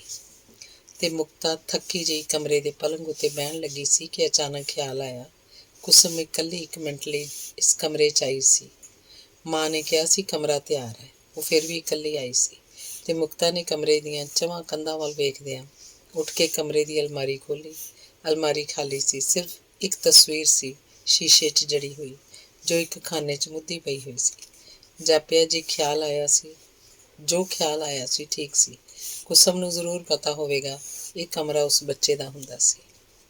ਕੁਸਮ ਦੇ ਮਨ ਦੀ ਇੱਕ ਕੂਲੀ ਜਿਹੀ ਥਾਂ ਜਿਵੇਂ ਮੁਕਤਾ ਦੇ ਹੱਥਾਂ ਨੂੰ ਛੋਹ ਗਈ। ਉਹਨੇ ਕੰਬਦੇ ਜਿਹੇ ਹੱਥਾਂ ਨਾਲ ਉਹ ਤਸਵੀਰ ਚੁੱਕੀ, ਵੇਖਿਆ ਬੱਚੇ ਦੀ ਤਸਵੀਰ ਸੀ, ਤੇ ਜਾਣਿਆ ਕਿ ਜ਼ਰੂਰ ਕੰਧ ਉੱਤੇ ਲੱਗੀ ਹੋਏਗੀ, ਜੋ ਹੁਣੇ ਕੁਝ ਮਿੰਟ ਪਹਿਲਾਂ ਕੁਸਮ ਨੇ ਲਾ ਕੇ ਅਲਮਾਰੀ 'ਚ ਰੱਖੀ ਹੈ। ਮੁਕਤਾ ਨੇ ਫਿਰ ਕਮਰੇ ਦੀਆਂ ਦੀਵਾਰਾਂ ਵੱਲ ਵੇਖਿਆ ਤੇ ਵੇਖਿਆ ਕਿ ਇੱਕ ਪਾਸੇ ਇੱਕ ਉੱਭਰੀ ਹੋਈ ਲੱਕੜ ਦੀ ਪੇਟੀ ਹੈ, ਜਿਹਦੇ ਉੱਤੇ ਲੱਗਾ ਹੋਇਆ ਇੱਕ ਕਿੱਲ ਬੜਾ ਸੱਖਣਾ ਜਿਹਾ ਖਲੋਤਾ ਹੋਇਆ। ਮੁਕਤਾ ਨੇ ਹੌਕੇ ਵਰਗਾ ਇੱਕ ਸਾਹ ਲਿਆ ਤੇ ਬਾਂਹ ਉੱਚੀ ਕਰਕੇ ਉਹ ਤਸਵੀਰ ਫਿਰ ਉਸ ਕਿੱਲ ਨਾਲ ਟੰਗ ਦਿੱਤੀ। ਬਾਰੀ ਵੱਲੋਂ ਆਉਂਦੀ ਹਵਾ 'ਚ ਲਵੇ ਪੱਤਿਆਂ ਦੀ ਮਹਿਕ ਸੀ, ਪਰ ਅਚਾਨਕ ਮੁਕਤਾ ਨੂੰ ਜਾਪਿਆ ਜਿਵੇਂ ਬਹੁਤ ਦਿਨਾਂ ਦੇ ਝੜੇ ਹੋਏ ਤੇ ਗਲਦੇ ਪੱਤਿਆਂ ਦੀ ਗੰਧ ਵੀ ਹਵਾ 'ਚ ਹੋਵੇ। ਪਲੰਘ ਉੱਤੇ ਲੇਟਦੀ ਮੁਕਤਾ ਨੇ ਥੱਕ ਕੇ ਅੱਖਾਂ ਮੀਟ ਲਈਆਂ, ਪਰ ਨੀਂਦਰ ਦੀ ਉਂਗਲਾਹਟ ਵਿੱਚ ਮੁਕਤਾ ਨੂੰ ਜਾਪਿਆ ਕਿ ਕੁਝ ਆਵਾਜ਼ਾਂ ਹਨ ਜੋ ਪਤਾ ਨਹੀਂ ਕਿੱਥੋਂ ਉਹਦੇ ਕੰਨਾਂ 'ਚ ਪੈ ਰਹੀਆਂ ਹਨ। ਇਹ ਕੁੜੀ ਤਾਂ ਪਹਿਲੀ ਨੂੰ ਵੀ ਮਾਤ ਪਾਉਂਦੀ ਹੈ। ਪੈਰ ਚੰਗਾ ਹੋਵੇ। ਉੱਧਰੋਂ ਗੱਲ ਚੱਲੀ, ਉੱਧਰੋਂ ਮੁੰਡਾ ਚਲਾ ਗਿਆ। ਮੁਕਤਾ ਤਰਬਕ ਕੇ ਜਾਗ ਪਈ, ਘਬਰਾ ਕੇ ਕੰਧਾਂ ਵੱਲ ਵੇਖਿਆ, ਫਿਰ ਬਾਰੀ ਵੱਲ, ਬਾਹਰ ਦੇ ਰੁੱਖਾਂ ਵੱਲ, ਜਿੱਥੇ ਘਰ ਦੇ ਮਹਿਮਾਨ ਆਏ ਲੋਕ ਇਸ ਵੇਲੇ ਬਗੀਚੇ ਵਿੱਚ ਸਨ। ਜਾਪਿਆ ਇਹ ਸਭ ਕੁਝ ਜੋ ਹਵਾ ਵਿੱਚ ਹੈ, ਹਵਾ 'ਚ ਖਲੋਤਾ ਰਹੇਗਾ, ਸ਼ਾਇਦ ਇੱਥੇ ਇਸ ਮਿੱਟੀ 'ਚ ਉੱਗ ਕੇ ਰੁੱਖਾਂ ਵਾਂਗ ਫੈਲ ਜਾਏਗਾ। ਜੋ ਵੀ ਗੱਲਾਂ ਹਵਾ ਵਿੱਚ ਸਨ, ਮੁਕਤਾ ਨੇ ਪੱਤਿਆਂ ਦੀ ਛਾਂ ਵਾਂਗ ਸੁਣੀਆਂ, ਪਰ ਕੋਈ ਵੀ ਉਦਾਸੀ ਕੰਨਾਂ ਨੂੰ ਓਪਰੀ ਨਹੀਂ ਸੀ ਲੱਗ ਰਹੀ, ਜਿਵੇਂ ਆਵਾਜ਼ਾਂ ਉਹਨੇ ਪਹਿਲਾਂ ਵੀ ਸੁਣੀਆਂ ਸਨ ਆਪਣੇ ਅੰਦਰੋਂ। ਘਰ ਵਿੱਚ ਮੌਤ ਦੀ ਇੱਕ ਗੰਧ ਸੀ, ਪਰ ਉਹ ਸੁਭਾਵਕ ਸੀ। ਮੁਕਤਾ ਨੂੰ ਜਾਪਿਆ ਜੋ ਉਸ ਤੋਂ ਵੀ ਵੱਧ ਹੈ, ਉਹ ਕੁਝ ਹੋਰ ਹੈ। ਸ਼ਾਇਦ ਘਰ ਵਿੱਚ ਨਹੀਂ, ਉਹਦੇ ਆਪਣੇ ਅੰਦਰ ਹੈ। ਇੱਕ ਖੌਫ ਜਿਹਾ ਆਇਆ, ਸਿਰਫ ਮੈਂ ਨਹੀਂ, ਸ਼ਾਇਦ ਦਲੀਪ ਰਾਏ ਵੀ ਉਸ ਗੰਧ ਨੂੰ ਜਾਣਦੇ ਹਨ, ਤੇ ਸ਼ਾਇਦ ਕਿਸੇ ਦਿਨ ਉਹ ਮੈਨੂੰ ਬਹੁਤ ਨਫ਼ਰਤ ਕਰਨਗੇ। ਅੰਗ ਤੀਸਰਾ। ਰਾਤ ਆਈ। ਇਹ ਅਕਤੂਬਰ ਦਾ ਮਹੀਨਾ ਸੀ, ਖੁੱਲ੍ਹੇ ਮੌਸਮ ਦਾ, ਪਰ ਰਾਤ ਠੰਡ ਦੀ ਇੱਕ ਕੰਬਣੀ ਜਿਹੀ ਲੈ ਕੇ ਆਈ। ਕੰਬਣੀ ਸ਼ਾਇਦ ਮੌਸਮ ਦੀ ਨਹੀਂ ਸੀ, ਮੁਕਤਾ ਦੇ ਮਨ ਦੇ ਭੈ ਦੀ ਸੀ, ਪਰ ਉਹ ਗਰਦਨ ਦੀਆਂ ਨਾੜਾਂ ਤੱਕ ਫੈਲ ਰਹੀ ਸੀ। ਬਾਹਰ ਇੱਕ ਨਿੱਘ ਦਾ ਤੇ ਸੁੱਖ ਦਾ ਅਹਿਸਾਸ ਸੀ। ਕਮਰੇ ਦੇ ਬੂਹਿਆਂ ਤੇ ਬਾਰੀਆਂ ਅੱਗੇ ਵੈਲਵਟ ਦੇ ਪਰਦੇ ਸਨ, ਜਿਨ੍ਹਾਂ ਦਾ ਰੰਗ ਦੀਵਾਰਾਂ ਦੇ ਰੰਗ ਜਿਹਾ ਗੰਭੀਰ ਸੀ, ਇੰਨਾ ਕਿ ਉਹਨਾਂ ਦੀ ਹੋਂਦ ਵੀ ਦੀਵਾਰਾਂ ਦਾ ਹਿੱਸਾ ਜਾਪਦੀ ਸੀ ਤੇ ਫਰਸ਼ ਦਾ ਇੱਕ ਉੱਭਰਿਆ ਹੋਇਆ ਅੰਗ ਲੱਗਦਾ ਸੀ। ਰੌਸ਼ਨੀ ਸਿਰਫ ਇੱਕ ਗੋਲ ਲੈਂਪ ਦੀ ਸੀ, ਜੋ ਮੋਟੇ ਤੇ ਮਘਦੇ ਕੋਇਲਿਆਂ ਦੀ ਸ਼ਕਲ ਵਿੱਚ ਸੀ, ਸੁਰਖ ਲਾਲ, ਤੇ ਬਸ ਕਮਰੇ 'ਚ ਹੋਰ ਕੋਈ ਚੀਜ਼ ਨਹੀਂ ਸੀ। ਦਲੀਪ ਰਾਏ ਦੀ ਮਾਂ ਜਦੋਂ ਮੁਕਤਾ ਨੂੰ ਇਕੱਲਿਆਂ ਇਸ ਕਮਰੇ 'ਚ ਛੱਡ ਕੇ ਚਲੀ ਗਈ, ਮੁਕਤਾ ਨੇ ਦਗਦੇ ਕਮਰੇ ਦੇ ਨਿੱਘ ਨੂੰ ਅੰਗਾਂ 'ਚ ਮਹਿਸੂਸ ਕੀਤਾ, ਪਰ ਠੰਡ ਦੀ ਜੋ ਕੰਬਣੀ ਜੀ ਉਹਦੀ ਗਰਦਨ ਦੀਆਂ ਨਾੜਾਂ ਤੱਕ ਚੜ੍ਹਦੀ ਪਈ ਸੀ, ਉਹ ਵੀ ਉਸੇ ਤਰ੍ਹਾਂ ਉਹਦੇ ਅੰਗਾਂ 'ਚ ਫੈਲੀ ਰਹੀ। ਵੇਖਿਆ, ਕਮਰੇ 'ਚ ਉਸ ਪਲੰਗ ਤੋਂ ਸਿਵਾ ਬਹਿਣ ਲਈ ਹੋਰ ਕੋਈ ਚੀਜ਼ ਨਹੀਂ। ਮੁਕਤਾ ਖਲੋਤੀ ਰਹੀ। ਖਿਆਲ ਆਇਆ, ਹਰ ਕੁੜੀ ਵਿਆਹ ਦੀ ਪਹਿਲੀ ਰਾਤ ਜਿਸ ਕਮਰੇ 'ਚ ਦਾਖਲ ਹੁੰਦੀ ਹੈ, ਕਦੇ ਉਸ ਕਮਰੇ ਦਾ ਮਾਲਕ ਉਹਦੇ ਸਵਾਗਤ ਲਈ ਉੱਥੇ ਨਹੀਂ ਹੁੰਦਾ, ਤੇ ਹਰ ਕੁੜੀ ਇੱਕ ਅਜਨਬੀ ਕਮਰੇ ਵਿੱਚ ਇੱਕ ਦਖਲ ਅੰਦਾਜ਼ੀ ਵਾਂਗ ਪੈਰ ਰੱਖਦੀ ਹੈ। ਤੇ ਮੁਕਤਾ ਹੈਰਾਨ ਹੋਈ। ਇਹ ਰਵਾਇਤ ਹੈ, ਪਰ ਸ਼ਾਇਦ ਇਹਨੂੰ ਕਦੀ ਕਿਸੇ ਨੇ ਨਹੀਂ ਸੋਚਿਆ, ਇਸ ਲਈ ਕਦੀ ਨਹੀਂ ਬਦਲਿਆ। ਕਮਰੇ ਦੀ ਬਲਦੇ ਕੋਇਲਿਆਂ ਵਰਗੀ ਲਾਲ ਰੌਸ਼ਨੀ ਕਮਰੇ 'ਚ ਫੈਲੀ ਹੋਈ ਨਹੀਂ ਸੀ। ਉਹ ਪਲੰਗ ਦੇ ਪਾਸੇ ਨਾਲ ਕੋਲਿਆਂ ਦੇ ਢੇਰ ਵਾਂਗ ਫਰਸ਼ ਉੱਤੇ ਪਈ ਹੋਈ ਸੀ। ਇਸ ਲਈ ਮੁਕਤਾ ਕੁਝ ਦੇਰ ਕਮਰੇ ਦੀ ਇੱਕ ਗੁੱਠ 'ਚ ਬਣੀ ਪੱਥਰ ਦੇ ਉਸ ਛੋਟੇ ਜਿਹੇ ਵਧਾਅ ਨੂੰ ਨਹੀਂ ਵੇਖ ਸਕੀ, ਜਿਹਦੇ ਉੱਤੇ ਇੱਕ ਤਸਵੀਰ ਪਈ ਹੋਈ ਸੀ। ਪਰ ਉਹਦੀਆਂ ਅੱਖਾਂ ਜਦੋਂ ਕਮਰੇ ਦੇ ਹਨੇਰੇ ਨਾਲ ਤੇ ਇੱਕ ਥਾਂ ਉੱਤੇ ਗੁੱਛਾ ਹੋ ਕੇ ਪਏ ਚਾਨਣ ਨਾਲ ਵਾਕਫ ਹੋਈਆਂ, ਤਾਂ ਉਹਨੇ ਕਿਸੇ ਕਿਤਾਬ ਦੀ ਤਲਾਸ਼ ਵਿੱਚ ਇੱਧਰ ਉੱਧਰ ਵੇਖਿਆ। ਆਪਣੇ ਆਪ ਉਸ ਬਿਸਤਰੇ ਉੱਤੇ ਬੈਠਣਾ ਬਹੁਤ ਔਖਾ ਲੱਗਾ, ਜੋ ਅਜੇ ਤੱਕ ਉਸਦਾ ਨਹੀਂ ਸੀ ਤੇ ਅੱਜ ਤੱਕ ਕਿਸੇ ਹੋਰ ਦਾ ਸੀ। ਸੋਚਿਆ, ਕਮਰੇ 'ਚ ਪਈ ਹੋਈ ਕੋਈ ਕਿਤਾਬ ਲੱਭ ਪਵੇ ਤਾਂ ਉਹ ਫਰਸ਼ ਉੱਤੇ ਚਾਨਣ ਦੇ ਕੋਲ ਬਹਿ ਕੇ ਕਿਤਾਬ ਪੜ੍ਹਦੀ ਉਡੀਕ ਦਾ ਵੇਲਾ ਗੁਜ਼ਾਰ ਲਏਗੀ। ਉਹੀ ਕੁਝ ਸੁਭਾਵਕ ਹੋ ਸਕਦਾ ਹੈ। ਇੰਝ ਕਮਰੇ ਵਿੱਚ ਖਲੋਤੀ ਰਹਿਣਾ ਉਹਦੇ ਲਈ ਸੁਭਾਵਕ ਨਹੀਂ ਸੀ ਹੋ ਰਿਹਾ। ਇਸੇ ਲਈ ਕਿਸੇ ਕਿਤਾਬ ਨੂੰ ਢੂੰਡਦੀ ਜਦੋਂ ਕਮਰੇ ਨੂੰ ਗੌਰ ਨਾਲ ਵੇਖਣ ਲੱਗੀ, ਇੱਕ ਕੋਨੇ 'ਚ ਬਣੇ ਪੱਥਰ ਦੇ ਉਸ ਛੋਟੇ ਜਿਹੇ ਵਧਾਅ ਨੂੰ ਵੇਖਿਆ, ਜਿਹਦੇ ਉੱਤੇ ਇੱਕ ਤਸਵੀਰ ਪਈ ਸੀ। ਕੋਲ ਗਈ, ਵੇਖਿਆ, ਤਸਵੀਰ ਬੱਚੇ ਦੀ ਸੀ ਤੇ ਉਹਦੀ ਮਾਂ ਦੀ। ਕਮਰਾ ਨਹੀਂ, ਕਮਰੇ 'ਚ ਆਪਣਾ ਆਪ ਬਿਲਕੁਲ ਅਜਨਬੀ ਜਾਪਣ ਲੱਗਾ। ਬਾਹਰ ਹਵਾ ਸ਼ਾਇਦ ਤਿੱਖੀ ਹੋ ਗਈ ਸੀ ਤੇ ਕਮਰੇ ਦੀਆਂ ਬਾਰੀਆਂ ਬੰਦ ਸਨ, ਪਰ ਉਹ ਕੰਧਾਂ ਦੇ ਨਾਲ ਲੱਗ ਕੇ ਕੁਝ ਕਾਹਲੇ ਕਾਹਲੇ ਸਾਹ ਲੈਂਦੀ ਜਾਪ ਰਹੀ ਸੀ। ਦਰਵਾਜ਼ੇ ਦੇ ਪਰਦੇ ਨੇ ਵੀ ਇੱਕ ਡੂੰਘਾ ਸਾਹ ਭਰਿਆ ਤੇ ਪੈਰਾਂ ਤੱਕ ਹਿੱਲ ਗਿਆ। ਮੁਕਤਾ ਨੇ ਵੇਖਿਆ, ਦਲੀਪ ਰਾਏ ਕਮਰੇ 'ਚ ਆਏ। ਮੁਕਤਾ ਸ਼ਾਇਦ ਦਿਨੇ ਵੇਖੀ ਹੋਈ ਮੁਕਤਾ ਨਾਲੋਂ ਵੀ ਇਸ ਵੇਲੇ ਵੱਧ ਸੋਹਣੀ ਲੱਗ ਰਹੀ ਸੀ। ਦਲੀਪ ਰਾਏ ਉਹਦੇ ਵੱਲ ਵੇਖਦੇ ਰਹਿ ਗਏ, ਫਿਰ ਸੰਭਲੇ, ਹੌਲੀ ਜਿਹੀ ਮੁਸਕਰਾਏ ਤੇ ਕੋਲ ਹੋ ਕੇ ਕਹਿਣ ਲੱਗੇ, ਇਸੇ ਤਰ੍ਹਾਂ ਖਲੋਤੀ ਰਹੀ, ਥੱਕ ਨਹੀਂ ਗਈ? ਬਿਜਲੀ ਦੇ ਕੋਲਿਆਂ ਵਿੱਚੋਂ ਜਿਵੇਂ ਇੱਕ ਨਿੱਕੀ ਜਿਹੀ ਚਿਣਗ ਉੱਠੀ ਹੋਵੇ। ਮੁਕਤਾ ਨੇ ਕਹਿਣਾ ਚਾਹਿਆ, ਕਮਰੇ ਨੇ ਬਹਿਣ ਲਈ ਆਖਿਆ ਹੀ ਨਹੀਂ, ਪਰ ਕਿਹਾ ਨਹੀਂ ਗਿਆ। ਬਿਜਲੀ ਦੇ ਕੋਇਲੇ ਇਕਸਾਰ ਬਲਦੇ ਰਹੇ, ਮੁਕਤਾ ਵੀ। ਦਲੀਪ ਰਾਏ ਨੇ ਬਹਿਣ ਲਈ ਪਲੰਗ ਵੱਲ ਹੁੰਦਿਆਂ ਮੁਕਤਾ ਦੇ ਮੋਢਿਆਂ ਕੋਲ ਆਪਣੀ ਬਾਂਹ ਰੱਖੀ ਤੇ ਪਲੰਗ ਦੀ ਪੱਟੀ ਕੋਲ ਆ ਕੇ ਖਲੋ ਗਈ। ਮੁਕਤਾ ਨੂੰ ਆਖਿਆ, ਮੇਰੀ ਚੋਣ ਉੱਤੇ ਰਸ਼ਕ ਆਇਆ ਹੈ ਕਿ ਨਹੀਂ? ਮੁਕਤਾ ਦੇ ਹੋਠ ਜ਼ਰਾ ਕੁ ਮੁਸਕਰਾਏ।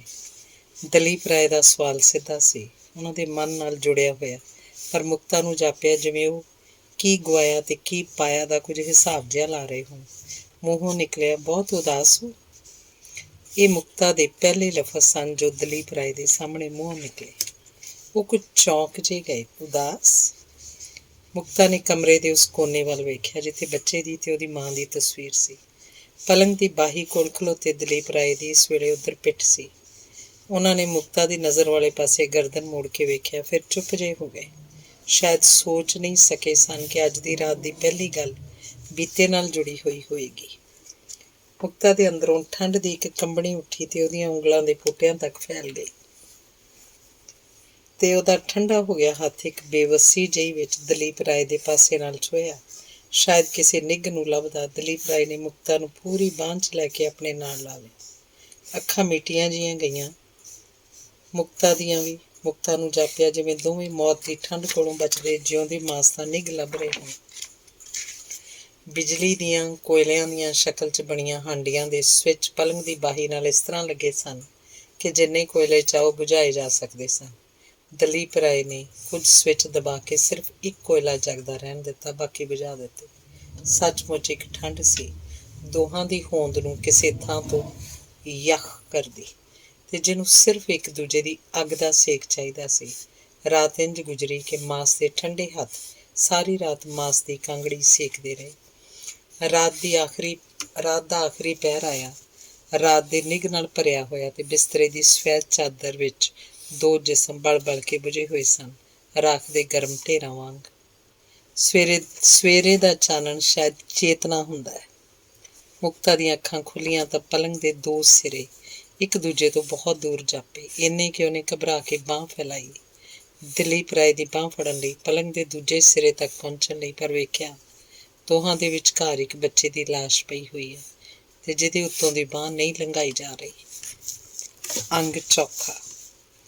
ਦਲੀਪ ਰਾਏ ਦੀ ਜ਼ਿੰਦਗੀ 'ਚ ਮੁਕਤਾ ਪਹਿਲੀ ਔਰਤ ਨਹੀਂ ਸੀ, ਪਰ ਮੁਕਤਾ ਦੀ ਜ਼ਿੰਦਗੀ 'ਚ ਦਲੀਪ ਰਾਏ ਪਹਿਲਾ ਮਰਦ ਸੀ, ਤੇ ਪਹਿਲੇ ਮਰਦ ਨਾਲ ਗੁਜ਼ਾਰੀ ਪਹਿਲੀ ਰਾਤ ਮੁਕਤਾ ਲਈ ਭਿਆਨਕਤਾ ਦੀ ਹੱਦ ਤੱਕ ਖੂਬਸੂਰਤ ਸੀ। ਇੱਕ ਪੂਰੀ ਹੋਂਦ ਲਈ ਜਾਗੀ ਹੋਈ ਪਿਆਸ, ਇੰਨੀ ਕਿ ਸਵੇਰ ਦੇ ਚਾਨਣ 'ਚੋਂ ਦਲੀਪ ਰਾਏ ਵੱਲ ਇੱਕ ਟੱਕ ਤੱਕਦੀ ਰਹੀ। ਜਾਪਿਆ ਜੇ ਇੱਕ ਬੂੰਦ ਪਾਣੀ ਵੀ ਉਹਨੇ ਹੋਠਾਂ ਨਾਲ ਲਾ ਕੇ ਨਹੀਂ ਵੇਖਿਆ, ਤੇ ਉਹਦੇ ਹੋਠ ਬਹੁਤ ਪਿਆਸੇ ਹਨ। ਪਰ ਦਲੀਪ ਰਾਏ ਨੂੰ ਇਸ ਤੋਂ ਉਲਟਾ ਅਹਿਸਾਸ ਹੋਇਆ, ਇੱਕ ਉਸ ਪਿਆਸ ਦੀ ਤ੍ਰਿਪਤੀ ਦਾ ਜੋ ਅੱਗੇ ਕਦੀ ਉਹਨਾਂ ਨੇ ਅੰਗ ਨਹੀਂ ਸੀ ਲਾਈ। ਔਰਤ ਅੱਗੇ ਵੀ ਅੰਗਾਂ ਨਾਲ ਲਾਈ ਸੀ, ਪਰ ਜਾਪਿਆ ਅੱਜ ਵਰਗੀ ਰਾਤ ਕਦੀ ਉਹਨਾਂ ਨੇ ਅੰਗਾਂ ਨਾਲ ਨਹੀਂ ਸੀ ਛੂਹੀ। ਉਹਨਾਂ ਨੇ ਵੀ ਮੁਕਤਾ ਨੂੰ ਸਵੇਰ ਦੇ ਚਾਨਣ 'ਚ ਇੱਕ ਹੈਰਾਨੀ ਨਾਲ ਵੇਖਿਆ, ਪਰ ਦੋਵਾਂ ਨੇ ਆਪਣੀ ਹੈਰਾਨੀ ਦੇ ਅਰਥ ਸਮਝੇ, ਦੂਜੇ ਦੀ ਹੈਰਾਨੀ ਦੇ ਨਹੀਂ। ਇਸ ਲਈ ਚਾਹ ਦੇ ਮੇਜ਼ ਉੱਤੇ ਇੱਕ ਅਜੀਬ ਖਾਮੋਸ਼ੀ ਛਾ ਗਈ, ਇੰਨੀ ਕਿ ਖਾਮੋਸ਼ੀ ਜਿਵੇਂ ਅੱਖਾਂ ਨਾਲ ਵੇਖੀ ਜਾ ਸਕਣ ਵਾਲੀ ਚੀਜ਼ ਹੋਵੇ, ਤੇ ਜਿਹਦੇ ਤੋਂ ਘਬਰਾ ਕੇ ਦੋਹਾਂ ਨੇ ਅੱਖਾਂ ਪਰਾਂ ਕਰ ਲਈਆਂ। ਦਲੀਪ ਰਾਏ ਕੰਮ 'ਤੇ ਚਲੇ ਗਏ। ਘਰ ਦੇ ਮਹਿਮਾਨਾਂ ਵਿੱਚੋਂ 3 ਲੋਕ ਰਾਤ ਦੀ ਗੱਡੀ ਚਲੇ ਗਏ ਸਨ, ਇੱਕ ਅੱਜ ਸਵੇਰ ਦੀ ਗੱਡੀ। ਮਾਂ ਨੇ ਅਜੇ ਕੁਝ ਦਿਨ ਰਹਿਣਾ ਸੀ, ਪਰ ਕੁਸਮ ਨੇ ਅੱਜ ਦੁਪਹਿਰ ਪਿੱਛੋਂ ਵਾਪਸ ਬੰਬਈ ਚਲੇ ਜਾਣਾ ਸੀ। ਇਸ ਲਈ ਮੁਕਤਾ ਇਕੱਲੀ ਹੋਈ ਤਾਂ ਕੁਸਮ ਉਹਨੂੰ ਕਈ ਛੋਟੇ ਛੋਟੇ ਮਜ਼ਾਕ ਕਰਦੀ ਅਚਾਨਕ ਗੰਭੀਰ ਹੋ ਕੇ ਕਹਿਣ ਲੱਗੀ, ਭਾਬੀ, ਮੈਂ ਇੱਕ ਗੱਲ ਦੀ ਤੇਰੇ ਕੋਲੋਂ ਮਾਫ਼ੀ ਮੰਗਣੀ ਹੈ। ਕੱਲ੍ਹ ਮੈਂ ਬਹੁਤ ਚਾਹਿਆ ਸੀ ਕਿ ਘਰ 'ਚ ਲੱਗੀਆਂ ਕੁਝ ਤਸਵੀਰਾਂ ਲਾ ਦਿਆਂ। ਚਾਚੀ ਮੰਨ ਗਈ ਸੀ, ਪਰ ਭਾਈ ਸਾਹਿਬ ਨਹੀਂ ਮੰਨੇ। ਮੈਨੂੰ ਪਤਾ ਇੱਕ ਤਸਵੀਰ ਉਹਨਾਂ ਦੇ ਕਮਰੇ 'ਚ ਹੈ, ਰਾਤੀ ਤੇਰੀ ਪਹਿਲੀ ਰਾਤ ਵੇਲੇ ਵੀ। ਮੁਕਤਾ ਨੇ ਅੱਖਾਂ ਨੀਵੀਆਂ ਪਾ ਲਈਆਂ, ਹੌਲੀ ਜਿਹੀ ਕਿਹਾ, ਮੈਨੂੰ ਪਤਾ ਹੈ, ਕੱਲ੍ਹ ਤੂੰ ਛੋਟੇ ਕਮਰੇ 'ਚੋਂ ਇੱਕ ਤਸਵੀਰ ਲਾ ਕੇ ਅਲਮਾਰੀ 'ਚ ਰੱਖਤੀ ਸੀ, ਪਰ ਕਿਉਂ? ਮੈਂ ਫਿਰ ਉੱਥੇ ਟੰਗ ਦਿੱਤੀ ਸੀ। ਦੁਪਹਿਰ ਨੂੰ ਮਾਂ ਨੇ ਉਸ ਅਲਮਾਰੀ ਦੀ ਚਾਬੀ ਮੁਕਤਾ ਨੂੰ ਦਿੱਤੀ, ਜਿਹਦੇ ਵਿੱਚ ਉਹਦੇ ਲਈ ਖਰੀਦੇ ਕੱਪੜੇ ਰੱਖੇ ਹੋਏ ਸਨ, ਤੇ ਉਹ ਸੂਟਕੇਸ ਵੀ ਜੋ ਮੁਕਤਾ ਆਪਣੇ ਨਾਲ ਲਿਆਈ ਸੀ। ਕੁਸਮ ਉਹਦੇ ਨਾਲ ਹੋ ਕੇ ਸੂਟਕੇਸ ਦੇ ਕੱਪੜੇ ਅਲਮਾਰੀ 'ਚ ਰਖਵਾਉਂਦੀ ਰਹੀ। ਉਸੇ ਨੇ ਦੱਸਿਆ, ਪਹਿਲੀ ਭਾਬੀ ਦੇ ਕੱਪੜੇ ਵੀ ਬਹੁਤ ਵਧੀਆ ਸਨ, ਕਈ ਤਾਂ ਭਾਈ ਜਾਨ ਫਰਾਂਸ ਤੋਂ ਖਰੀਦ ਕੇ ਲਿਆਏ ਸਨ, ਬਿਲਕੁਲ ਨਵੇਂ ਪਏ ਹੋਏ, ਪਰ ਚਾਚੀ ਨੇ ਉਹਨਾਂ 'ਚੋਂ ਕੋਈ ਕੱਪੜਾ ਤੇਰੀ ਅਲਮਾਰੀ 'ਚ ਨਹੀਂ ਰਖਵਾਇਆ ਕਿ ਸ਼ਾਇਦ ਤੈਨੂੰ ਇਹ ਗੱਲ ਚੰਗੀ ਨਹੀਂ ਲੱਗੇਗੀ। ਅਚਾਨਕ ਮੁਕਤਾ ਨੂੰ ਜਾਪਿਆ ਕਿਸੇ ਨੇ ਹੌਲੀ ਜਿਹੀ ਉਹਦੇ ਮੋਢੇ 'ਤੇ ਹੱਥ ਰੱਖਿਆ। ਇਹ ਵੀ ਮਹਿਸੂਸ ਹੋਇਆ ਇਹ ਹੱਥ ਕੱਪੜਿਆਂ ਦੇ ਉਸ ਬੰਦ ਟਰੰਕ 'ਚੋਂ ਨਿਕਲ ਕੇ ਆਇਆ, ਜੋ ਘਰ ਦੀ ਮਾਂ ਨੇ ਪਤਾ ਨਹੀਂ ਕਿੱਥੇ, ਸ਼ਾਇਦ ਕੁਝ ਟਰੰਕਾਂ ਦੇ ਹੇਠਾਂ ਦਬਾ ਕੇ ਰੱਖ ਦਿੱਤਾ। ਮੁਕਤਾ ਦੇ ਅਲਮਾਰੀ 'ਚ ਕੱਪੜੇ ਰੱਖਦੇ ਹੱਥ ਠਿਠਕ ਗਏ। ਹੱਥ ਦੀ ਛੋਹ ਮੋਢੇ ਤੋਂ ਹੇਠਾਂ ਨੂੰ ਉਤਰਦੀ ਪਿੱਠ ਦੀ ਹੱਡੀ 'ਚ ਫੈਲ ਗਈ। ਮੁਕਤਾ ਨੇ ਫੈਲੀਆਂ ਜਿਹੀਆਂ ਅੱਖਾਂ ਨਾਲ ਅਲਮਾਰੀ ਵੱਲ ਵੇਖਿਆ। ਇਹ ਸੌਣ ਕਮਰੇ ਦੀ ਦੂਜੀ ਅਲਮਾਰੀ ਸੀ, ਉਸ ਪਹਿਲੀ ਦੇ ਨਾਪ ਦੀ, ਤੇ ਉਸਦੇ ਨਾਲ ਕਦਮ ਮੇਚ ਕੇ ਖਲੋਤੀ ਹੋਈ, ਜਿਹਦੇ 'ਚੋਂ ਸਵੇਰੇ ਦਲੀਪ ਰਾਏ ਨੇ ਆਪਣੇ ਕੱਪੜੇ ਕੱਢੇ ਸਨ। ਪੁੱਛਣ ਦੀ ਲੋੜ ਨਹੀਂ ਸੀ, ਦਿਸ ਰਿਹਾ ਸੀ ਇਹ ਅਲਮਾਰੀ ਉਸੇ ਦੀ ਹੁੰਦੀ ਸੀ, ਜਿਹਦੇ ਕੱਪੜੇ ਇਹਦੇ ਵਿੱਚੋਂ ਕੱਢ ਕੇ ਹੁਣ ਕਿਸੇ ਟਰੰਕ 'ਚ ਬੰਦ ਕਰ ਦਿੱਤੇ ਗਏ। ਚੀਜ਼ਾਂ ਵਿੱਚ ਸ਼ਾਇਦ ਵਰਤਣ ਵਾਲੇ ਦਾ ਕੁਝ ਹਮੇਸ਼ਾ ਲਈ ਸਮਾ ਜਾਂਦਾ ਹੈ, ਲੋਹੇ ਵਿੱਚ ਵੀ, ਲੱਕੜ ਵਿੱਚ ਵੀ। ਮੁਕਤਾ ਨੂੰ ਅਲਮਾਰੀ ਵਿੱਚੋਂ ਇੱਕ ਹਲਕੀ ਜਿਹੀ ਗੰਧ ਆਈ। ਇੱਕ ਲੰਬਾ ਸਾਹ ਭਰ ਕੇ ਵੇਖਿਆ, ਪਰ ਜਾਣ ਨਹੀਂ ਸਕੀ ਕਿ ਇਹ ਗੰਧ ਕਿਸੇ ਦੇ ਹੱਥਾਂ ਦੀ ਸੀ ਜਾਂ ਲੱਕੜ ਵਿੱਚ ਸਮਾਈ ਹੋਈ ਕਿਸੇ ਅਤਰ ਫੁਲੇਲ ਦੀ ਗੰਧ। ਹੋਠਾਂ ਕੋਲ ਸੋਚ ਦੀ ਇੱਕ ਲੀਕ ਜਿਹੀ ਖਿੱਚੀ ਗਈ। ਜੇ ਲੱਕੜ ਤੇ ਲੋਹੇ ਵਿੱਚ ਕੋਈ ਗੰਧ ਸਮਾਈ ਰਹਿ ਸਕਦੀ ਹੈ ਤਾਂ ਉਸ ਬਦਨ ਵਿੱਚ ਵੀ ਜ਼ਰੂਰ ਹੋਏਗੀ, ਜਿਹੜਾ ਰੋਜ਼ ਉਹਨੂੰ ਬਾਹਾਂ 'ਚ ਲਪੇਟ ਕੇ ਰੱਖਦਾ ਸੀ। ਪਿਛਲੀ ਰਾਤ ਨੂੰ ਚੇਤੇ 'ਚ ਲਿਆ ਕੇ ਮੁਕਤਾ ਨੇ ਦਲੀਪ ਰਾਏ ਦੇ ਬਦਨ ਨੂੰ ਜਿਵੇਂ ਫੇਰ ਛੋਹਿਆ, ਬਾਂਹ ਨਾਲ ਲਿਪਟ ਕੇ ਇੱਕ ਡੂੰਘਾ ਸਾਹ ਭਰਿਆ, ਪਰ ਕੁਝ ਯਾਦ ਨਹੀਂ ਆਇਆ। ਸ਼ਾਇਦ ਜਿਸਮ ਦੀ ਬਲਦੀ ਅੱਗ ਵੇਲੇ ਸਿਰਫ ਅੱਗ ਦੀ ਗੰਧ ਹੁੰਦੀ ਹੈ, ਹੋਰ ਕਿਸੇ ਚੀਜ਼ ਦੀ ਨਹੀਂ, ਤੇ ਸ਼ਾਇਦ ਹੋਰ ਸਭ ਕੁਝ ਉਹਦੇ ਵਿੱਚ ਭਸਮ ਹੋ ਜਾਂਦਾ ਹੈ। ਮੁਕਤਾ ਦੀ ਸੋਚ ਨੂੰ ਕੁਸਮ ਨੇ ਤੋੜ ਦਿੱਤਾ। ਪੁੱਛ ਰਹੀ ਸੀ, ਭਾਬੀ ਕੀ ਸੋਚ ਰਹੀ ਹੈ? ਮੁਕਤਾ ਨੇ ਪਹਿਲੀ ਵਾਰ ਜਾਣਿਆ ਕੁਝ ਸੋਚਾਂ ਸਿਰਫ ਕਿਸੇ ਗੰਧ ਵਰਗੀਆਂ ਹੁੰਦੀਆਂ ਹਨ, ਹੱਥ ਨਾਲ ਪਕੜ ਕੇ ਕਿਸੇ ਨੂੰ ਵਿਖਾਈਆਂ ਨਹੀਂ ਜਾ ਸਕਦੀਆਂ, ਹਰ ਵੇਲੇ ਹੁੰਦੀਆਂ ਵੀ ਨਹੀਂ।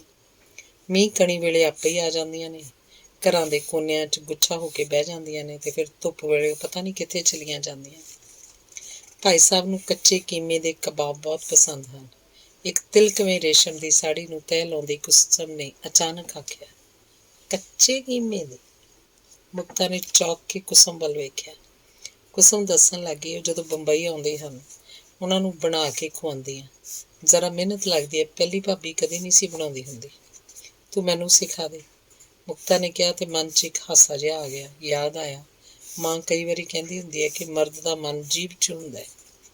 ਮੈਂ ਤੈਨੂੰ ਕਾਗਜ਼ ਉੱਤੇ ਸਾਰਾ ਤਰੀਕਾ ਲਿਖ ਦਿੰਦੀ ਹਾਂ, ਔਖਾ ਨਹੀਂ, ਸਿਰਫ ਜ਼ਰਾ ਮਿਹਨਤ ਲੱਗਦੀ ਹੈ।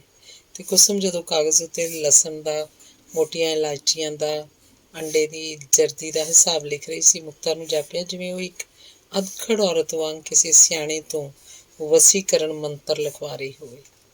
ਕੁਸਮ ਲਿਖਦੀ ਲਿਖਦੀ ਜ਼ਬਾਨੀ ਵੀ ਦੱਸ ਰਹੀ ਸੀ ਕਿ ਕਿਵੇਂ ਕੱਚੇ ਕੀਮੇ ਨੂੰ ਪਹਿਲੋਂ ਸਿਲਵੱਟੇ 'ਤੇ ਪੀਸਣਾ ਹੁੰਦਾ ਹੈ। ਨਾਲ ਹੱਸ ਵੀ ਰਹੀ ਸੀ, ਪਰ ਭਾਈ ਸਾਹਿਬ ਨੂੰ ਤਾਂ ਖਾਣ ਲੱਗਿਆ ਪਤਾ ਹੀ ਨਹੀਂ ਲੱਗਣਾ ਕਿ ਉਹ ਕੀ ਖਾ ਰਹੇ ਹਨ। ਉਹ ਤਾਂ ਭਾਬੀ ਬਸ ਤੇਰੇ ਵੱਲ ਹੀ ਵੇਖਦੇ ਰਹਿਣਗੇ। ਵੇਖਿਆ ਸੀ ਸਵੇਰੇ ਚਾਹ ਵੇਲੇ ਉਹ ਬਸ ਤੇਰੇ ਵੱਲ ਵੇਖੀ ਜਾ ਰਹੇ ਸਨ। ਚਾਚੀ ਵੀ ਅੰਦਰ ਜਾ ਕੇ ਹੱਸਦੀ ਰਹੀ। ਮੁਕਤਾ ਨੂੰ ਖਿਆਲ ਆਇਆ, ਸਵੇਰੇ ਉਹ ਵੀ ਤਾਂ ਉਹਨਾਂ ਵੱਲ ਵੇਖੀ ਜਾ ਰਹੀ ਸੀ। ਕੁਸਮ ਨੇ ਵੀ ਵੇਖਿਆ ਹੋਏਗਾ, ਮਾਂ ਨੇ ਵੀ। ਤੇ ਸੋਚ ਉੱਧਰ ਚਲੀ ਗਈ ਜਿੱਧਰ ਰਾਤੀ ਸੌਣ ਵੇਲੇ ਕਮਰੇ ਦੀ ਗੁੱਠ 'ਚ ਇੱਕ ਤਸਵੀਰ ਪਈ ਹੋਈ ਸੀ, ਤੇ ਜੋ ਰਾਤੀ ਉਹਨੂੰ ਵੇਖਦੀ ਰਹੀ ਸੀ, ਤੇ ਜਿਹਨੇ ਸਾਰੀ ਰਾਤ ਅੱਖਾਂ ਨਹੀਂ ਸੀ ਝਮਕੀਆਂ। ਅੰਗ ਪੰਜਵਾਂ। ਸੰਗ ਕੋਲ ਜਿਵੇਂ ਆਵਾਜ਼ ਨਹੀਂ ਸੀ, ਪਰ ਬਾਕੀ ਸਭਨਾਂ ਅੰਗਾਂ ਕੋਲ ਸੀ, ਸਿਰਫ ਅੰਗਾਂ ਨੂੰ ਸੁਣਾਈ ਦੇਣ ਵਾਲੀ। ਦੂਸਰੀ ਰਾਤ ਆਈ, ਪਰ ਉਹਨੂੰ ਪਹਿਲੀ ਤੋਂ ਬਾਅਦ ਦੂਸਰੀ ਕਹਿਣਾ ਵੀ ਜਿਵੇਂ ਉਹਦਾ ਅਪਮਾਨ ਹੋਵੇ। ਦਲੀਪ ਰਾਏ ਨੇ ਮਹਿਸੂਸ ਕੀਤਾ, ਇਹ ਰਾਤ ਵੀ ਪਹਿਲੀ ਹੈ, ਨਵੀਂ ਤੇ ਕੁਆਰੀ। ਇੱਕ ਹੈਰਾਨੀ ਆਈ ਕਿ ਹਰ ਰਾਤ ਦਾ ਪਹਿਲੀ ਵਾਰ ਆਉਣਾ ਸੰਭਵ ਹੈ। ਅੱਗੋਂ ਵੀ ਸੰਭਵ ਹੋਵੇਗਾ। ਜਾਣਿਆ ਨਹੀਂ ਸੀ ਜਾ ਰਿਹਾ ਕਿ ਇਸ ਕੂਲੀ ਜਿਹੀ ਤੇ ਰੇਸ਼ਮ ਦੇ ਗੁੱਛੇ ਵਰਗੀ ਕੁੜੀ ਕੋਲ ਕੀ ਹੈ, ਜਿਹਦੇ ਅੰਦਰ ਉਹਨਾਂ ਦਾ ਜਿਸਮ ਰੇਸ਼ਮ ਦੇ ਕੀੜੇ ਵਾਂਗ ਲਿਪਟਦਾ ਜਾ ਰਿਹਾ। ਨਹੀਂ, ਉਹਨਾਂ ਨੂੰ ਜਾਪਿਆ ਕੁਝ ਹੈ ਜੋ ਸਭ ਕੁਝ ਦੇਣ ਤੋਂ ਪਿੱਛੋਂ ਵੀ ਆਪਣੇ ਕੋਲ ਰੱਖ ਲੈਂਦੀ ਹੈ, ਬਚਾ ਲੈਂਦੀ ਹੈ, ਜਿਹਨੂੰ ਪਾਉਣ ਲਈ ਪੂਰੀ ਸੰਤੁਸ਼ਟਤਾ ਵਿੱਚ ਅਲਸਾਇਆ ਹੋਇਆ ਜਿਸਮ ਫਿਰ ਉਹਦੇ ਵੱਲ ਵੇਖਦਾ ਹੈ, ਉਹਦੇ ਵੱਲ ਵੱਧਦਾ ਹੈ।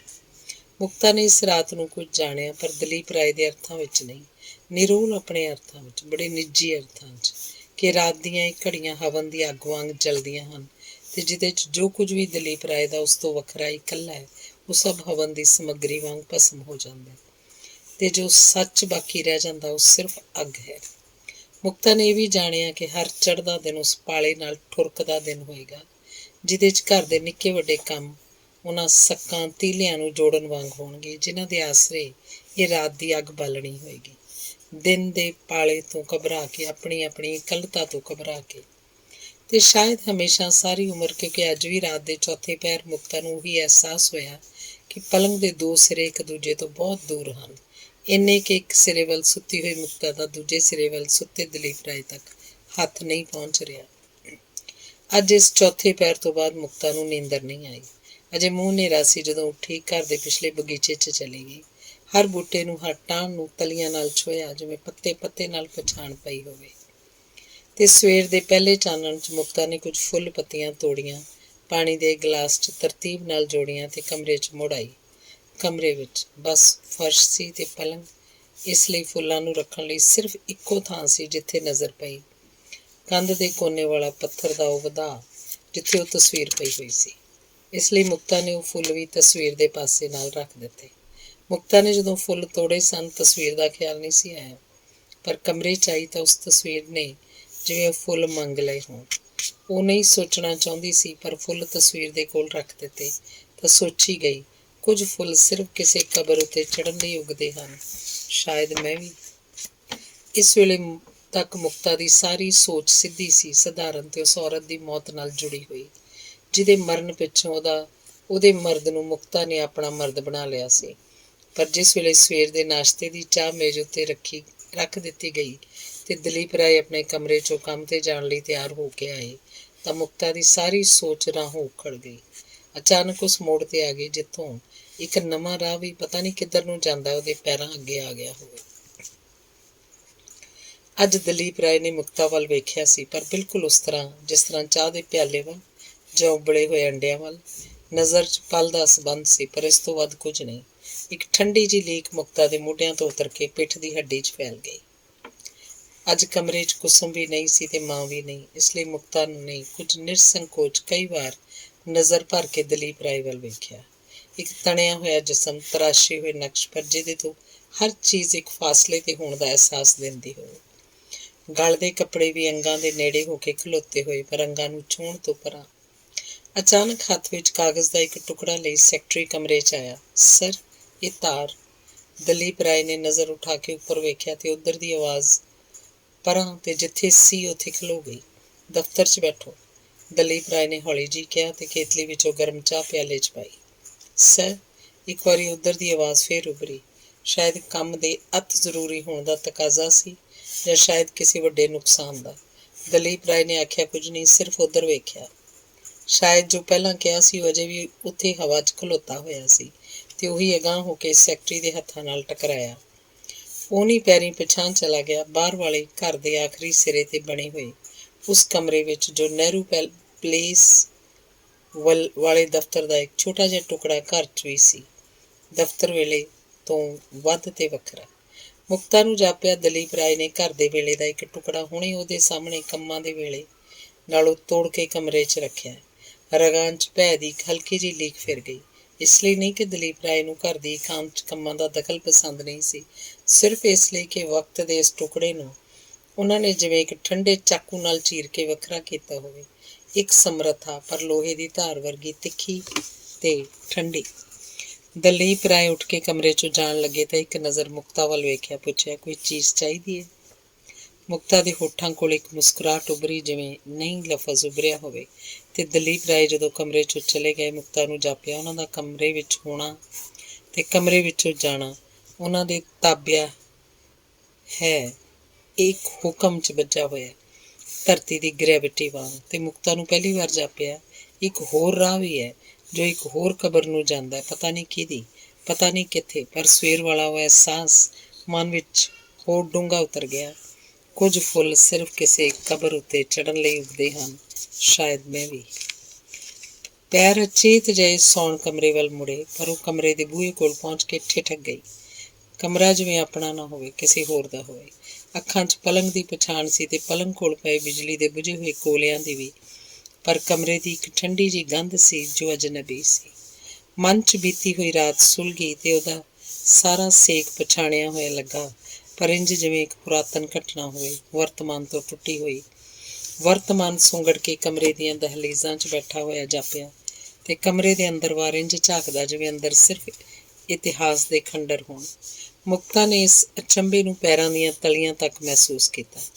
ਜਾਪਿਆ ਸ਼ਾਇਦ ਹਰ ਰਾਤ ਸਵੇਰ ਦੀ ਲੋ ਲੱਗਦਿਆਂ ਹੀ ਇਤਿਹਾਸ ਦੇ ਖੰਡਰ ਬਣ ਜਾਇਆ ਕਰੇਗੀ, ਤੇ ਹਰ ਦਿਨ ਉਹ ਵਰਤਮਾਨ ਹੋਏਗਾ ਜੋ ਕਮਰੇ ਤੋਂ ਬਾਹਰ ਹੋਏਗਾ। ਫਰਸ਼ ਦਾ ਜਾਂ ਕੰਧ ਦਾ ਸਹਾਰਾ ਕਾਫੀ ਨਹੀਂ ਸੀ। ਮੁਕਤਾ ਨੂੰ ਇੱਕ ਉਹ ਸਹਾਰਾ ਚਾਹੀਦਾ ਸੀ ਜੋ ਦਹਲੀਜ਼ਾਂ 'ਚ ਖਲੋਤੇ ਹੋਏ ਉਹਦੇ ਵਰਤਮਾਨ ਨੂੰ ਅੰਦਰ ਕਮਰੇ 'ਚ ਲੈ ਜਾਏ, ਕਮਰੇ ਦੀ ਹਰ ਚੀਜ਼ ਨਾਲ ਜੋੜ ਦੇਵੇ, ਦਲੀਪ ਰਾਏ ਦੀ ਗੈਰ ਹਾਜ਼ਰੀ ਨਾਲ ਵੀ। ਇੱਕ ਤੰਦ ਜਿਹੀ ਹੱਥ 'ਚ ਆਈ। ਯਾਦ ਆਇਆ, ਵਿਆਹ ਦੀ ਰਸਮ ਲਈ ਉਹਦੇ ਮਾਂ-ਬਾਪ ਨੂੰ ਆਪਣਾ ਘਰ ਦਲੀਪ ਰਾਏ ਦੀ ਆਮਦ ਲਈ ਬਹੁਤ ਛੋਟਾ ਜਾਪਿਆ ਸੀ। ਆਪਣੀ ਹੋਂਦ ਤੋਂ ਸ਼ਰਮਾਉਂਦਾ ਤੇ ਆਪਣੀ ਨੀਵੀਂ ਮੱਧ ਵਰਗੀ ਸੋਚ ਵਾਂਗ ਸਹਿਮ ਕੇ ਖਲੋਤਾ ਹੋਇਆ, ਤੇ ਉਹਨਾਂ ਨੇ ਘਬਰਾ ਕੇ ਸੁਨੇਹਾ ਭਿਜਵਾਇਆ ਸੀ ਕਿ ਇਹ ਰਸਮ ਬਾਹਰ ਕਿਸੇ ਮੰਗਵੀਂ ਥਾਂ 'ਤੇ ਕੀਤੀ ਜਾ ਸਕਦੀ ਹੈ। ਇੱਕ ਕਿਸੇ ਘਰ ਦੇ ਮਿੱਤਰ ਨੇ ਇਹ ਵੀ ਦੱਸਿਆ ਸੀ ਕਿ ਹੁਣ ਆਲੀਸ਼ਾਨ ਹੋਟਲਾਂ 'ਚ ਹਵਨ ਦੀ ਅੱਗ ਵਾਸਤੇ ਵੀ ਕਿਰਾਏ ਦੇ ਕਮਰੇ ਬਣ ਗਏ ਹਨ। ਉਦੋਂ ਮੁਕਤਾ ਨੂੰ ਜਾਪਿਆ ਸੀ ਜਿਵੇਂ ਕਿਸੇ ਵੀ ਘਰ ਦੀ ਜ਼ਮੀਨ ਉਹਦੇ ਪੈਰਾਂ ਹੇਠਾਂ ਨਹੀਂ। ਅੱਖਾਂ ਅੱਗੇ ਇੱਕ ਸੱਖਣ ਆ ਗਈ ਸੀ, ਜੋ ਕਿਰਾਏ ਦੇ ਕਮਰੇ ਤੋਂ ਲੈ ਕੇ ਕਿਰਾਏ ਦੇ ਰਿਸ਼ਤੇ ਤੱਕ ਫੈਲਦੀ ਦਿਸ ਰਹੀ ਸੀ। ਪਰ ਉਸ ਘੜੀ ਮੁਕਤਾ ਨੂੰ ਦਲੀਪ ਰਾਏ ਨੇ ਹੱਥ ਦੇ ਕੇ ਬਚਾ ਲਿਆ ਸੀ। ਵਾਪਸੀ ਸੁਨੇਹਾ ਭੇਜਿਆ ਸੀ, ਇਹ ਰਸਮ ਉਸੇ ਘਰ 'ਚ ਹੋਏਗੀ, ਬਾਹਰ ਕਿਤੇ ਨਹੀਂ। ਤੇ ਰਸਮ ਵਾਲੀ ਰਾਤ ਦਲੀਪ ਰਾਏ ਨੂੰ ਜੈਮਾਲਾ ਪਾਉਂਦਿਆਂ ਮੁਕਤਾ ਦੀਆਂ ਅੱਖਾਂ 'ਚੋਂ ਸਵਾਗਤ ਵੀ ਭਰ ਆਇਆ ਸੀ, ਜੋ ਸਿਰਫ ਉਹਦੇ ਵੱਲੋਂ ਨਹੀਂ ਸੀ, ਘਰ ਦੇ ਫਰਸ਼ਾਂ ਦੀਆਂ ਉਖੜੀਆਂ ਤੇ ਦਰਜਾਂ ਵਾਲੀਆਂ ਇੱਟਾਂ ਵੱਲੋਂ ਵੀ ਸੀ। ਅੱਜ ਇਸ ਘੜੀ, ਉਸ ਬੀਤੀ ਹੋਈ ਘੜੀ ਦਾ ਆਸਰਾ ਲੈਂਦਿਆਂ ਮੁਕਤਾ ਨੇ ਦਲੀਪ ਰਾਏ ਦੇ ਕਮਰੇ ਨਾਲ ਜੁੜਨਾ ਚਾਹਿਆ, ਉਹਦੇ ਕੋਲ ਜਾ ਕੇ, ਉਹਦੀ ਰੂਹ ਨੂੰ ਹੱਥਾਂ ਵਿੱਚ ਛੋਹ ਕੇ ਆਪਣਾ ਬਣਾ ਕੇ। ਤੇ ਉਹ ਪੈਰਾਂ ਉੱਤੇ ਜ਼ੋਰ ਜਿਹਾ ਪਾਉਂਦੀ ਪਲੰਗ ਦੇ ਕੋਲ ਆਈ, ਪਰ ਪੈਰ ਪਲੰਗ ਦੇ ਪਾਵੇ ਨਾਲ ਅੜ ਗਏ। ਇੱਕ ਖਿਆਲ ਆਇਆ ਜੋ ਅੱਗੇ ਨਹੀਂ ਸੀ ਆਇਆ। ਰਾਤੀ ਜਿਸ ਘੜੀ ਜਿਸਮ ਦਾ ਜਿਸਮ 'ਤੇ ਅਧਿਕਾਰ ਹੁੰਦਾ ਹੈ, ਕੀ ਉਹ ਅਧਿਕਾਰ ਸੱਚਮੁੱਚ ਹੁੰਦਾ ਹੈ? ਜਾਪਿਆ ਦਲੀਪ ਰਾਏ ਦਾ ਵਜੂਦ ਉਹਦੇ ਲਈ ਪੂਰੀ ਧਰਤੀ ਬਣ ਜਾਂਦਾ ਹੈ, ਨਾਰਥ ਪੋਲ ਤੋਂ ਲੈ ਕੇ ਸਾਊਥ ਪੋਲ ਤੱਕ, ਜਿਹਦੀਆਂ ਵੀਰਾਨੀਆਂ 'ਚੋਂ ਗੁਆਚਦੀ ਹੈ ਅਤੇ ਜਿਹਦੀਆਂ ਆਬਾਦੀਆਂ 'ਚੋਂ ਵਸਦੀ ਹੈ। ਤੇ ਮੀਲਾਂ ਦੇ ਮੀਲ ਗਾਹ ਕੇ ਵੀ ਧਰਤੀ ਦੀ ਥਾਂ ਨਹੀਂ ਪਾ ਸਕਦੀ। ਹੱਥ ਇੱਕ ਅਨੰਤਤਾ 'ਚ ਭਟਕਦੇ ਰਹਿ ਜਾਂਦੇ ਹਨ, ਪਰ ਉਹ ਦਲੀਪ ਰਾਏ ਕਦੇ ਵੀ ਉਹਨੂੰ ਧਰਤੀ ਦੀ ਤਰ੍ਹਾਂ ਨਹੀਂ ਲੱਭਦੇ। ਉਹ ਹਮੇਸ਼ਾ ਇੱਕ ਗਿਣੀ ਮਿੱਥੀ ਚੀਜ਼ ਵਾਂਗ ਉਹਨੂੰ ਅੰਗਾਂ 'ਚ ਸਾਂਭ ਲੈਂਦੇ ਹਨ। ਚਾਹੁਣ ਤਾਂ ਬਾਂਹ 'ਚ ਸਮੇਟ ਲੈਂਦੇ ਹਨ, ਚਾਹੁਣ ਤਾਂ ਪਰਾਂ ਪਾਸੇ ਨਾਲ ਧਰ ਦਿੰਦੇ ਹਨ। ਅੱਖਾਂ 'ਚ ਪਾਣੀ ਭਰ ਆਇਆ। ਜਾਪਿਆ ਉਹਦੀ ਹੋਂਦ ਇੰਨੀ ਛੋਟੀ ਹੈ, ਸੀਮਤ, ਕਿ ਅੱਖਾਂ ਦੇ ਪਾਣੀ 'ਚ ਵੀ ਡੁੱਬ ਸਕਦੀ ਹੈ।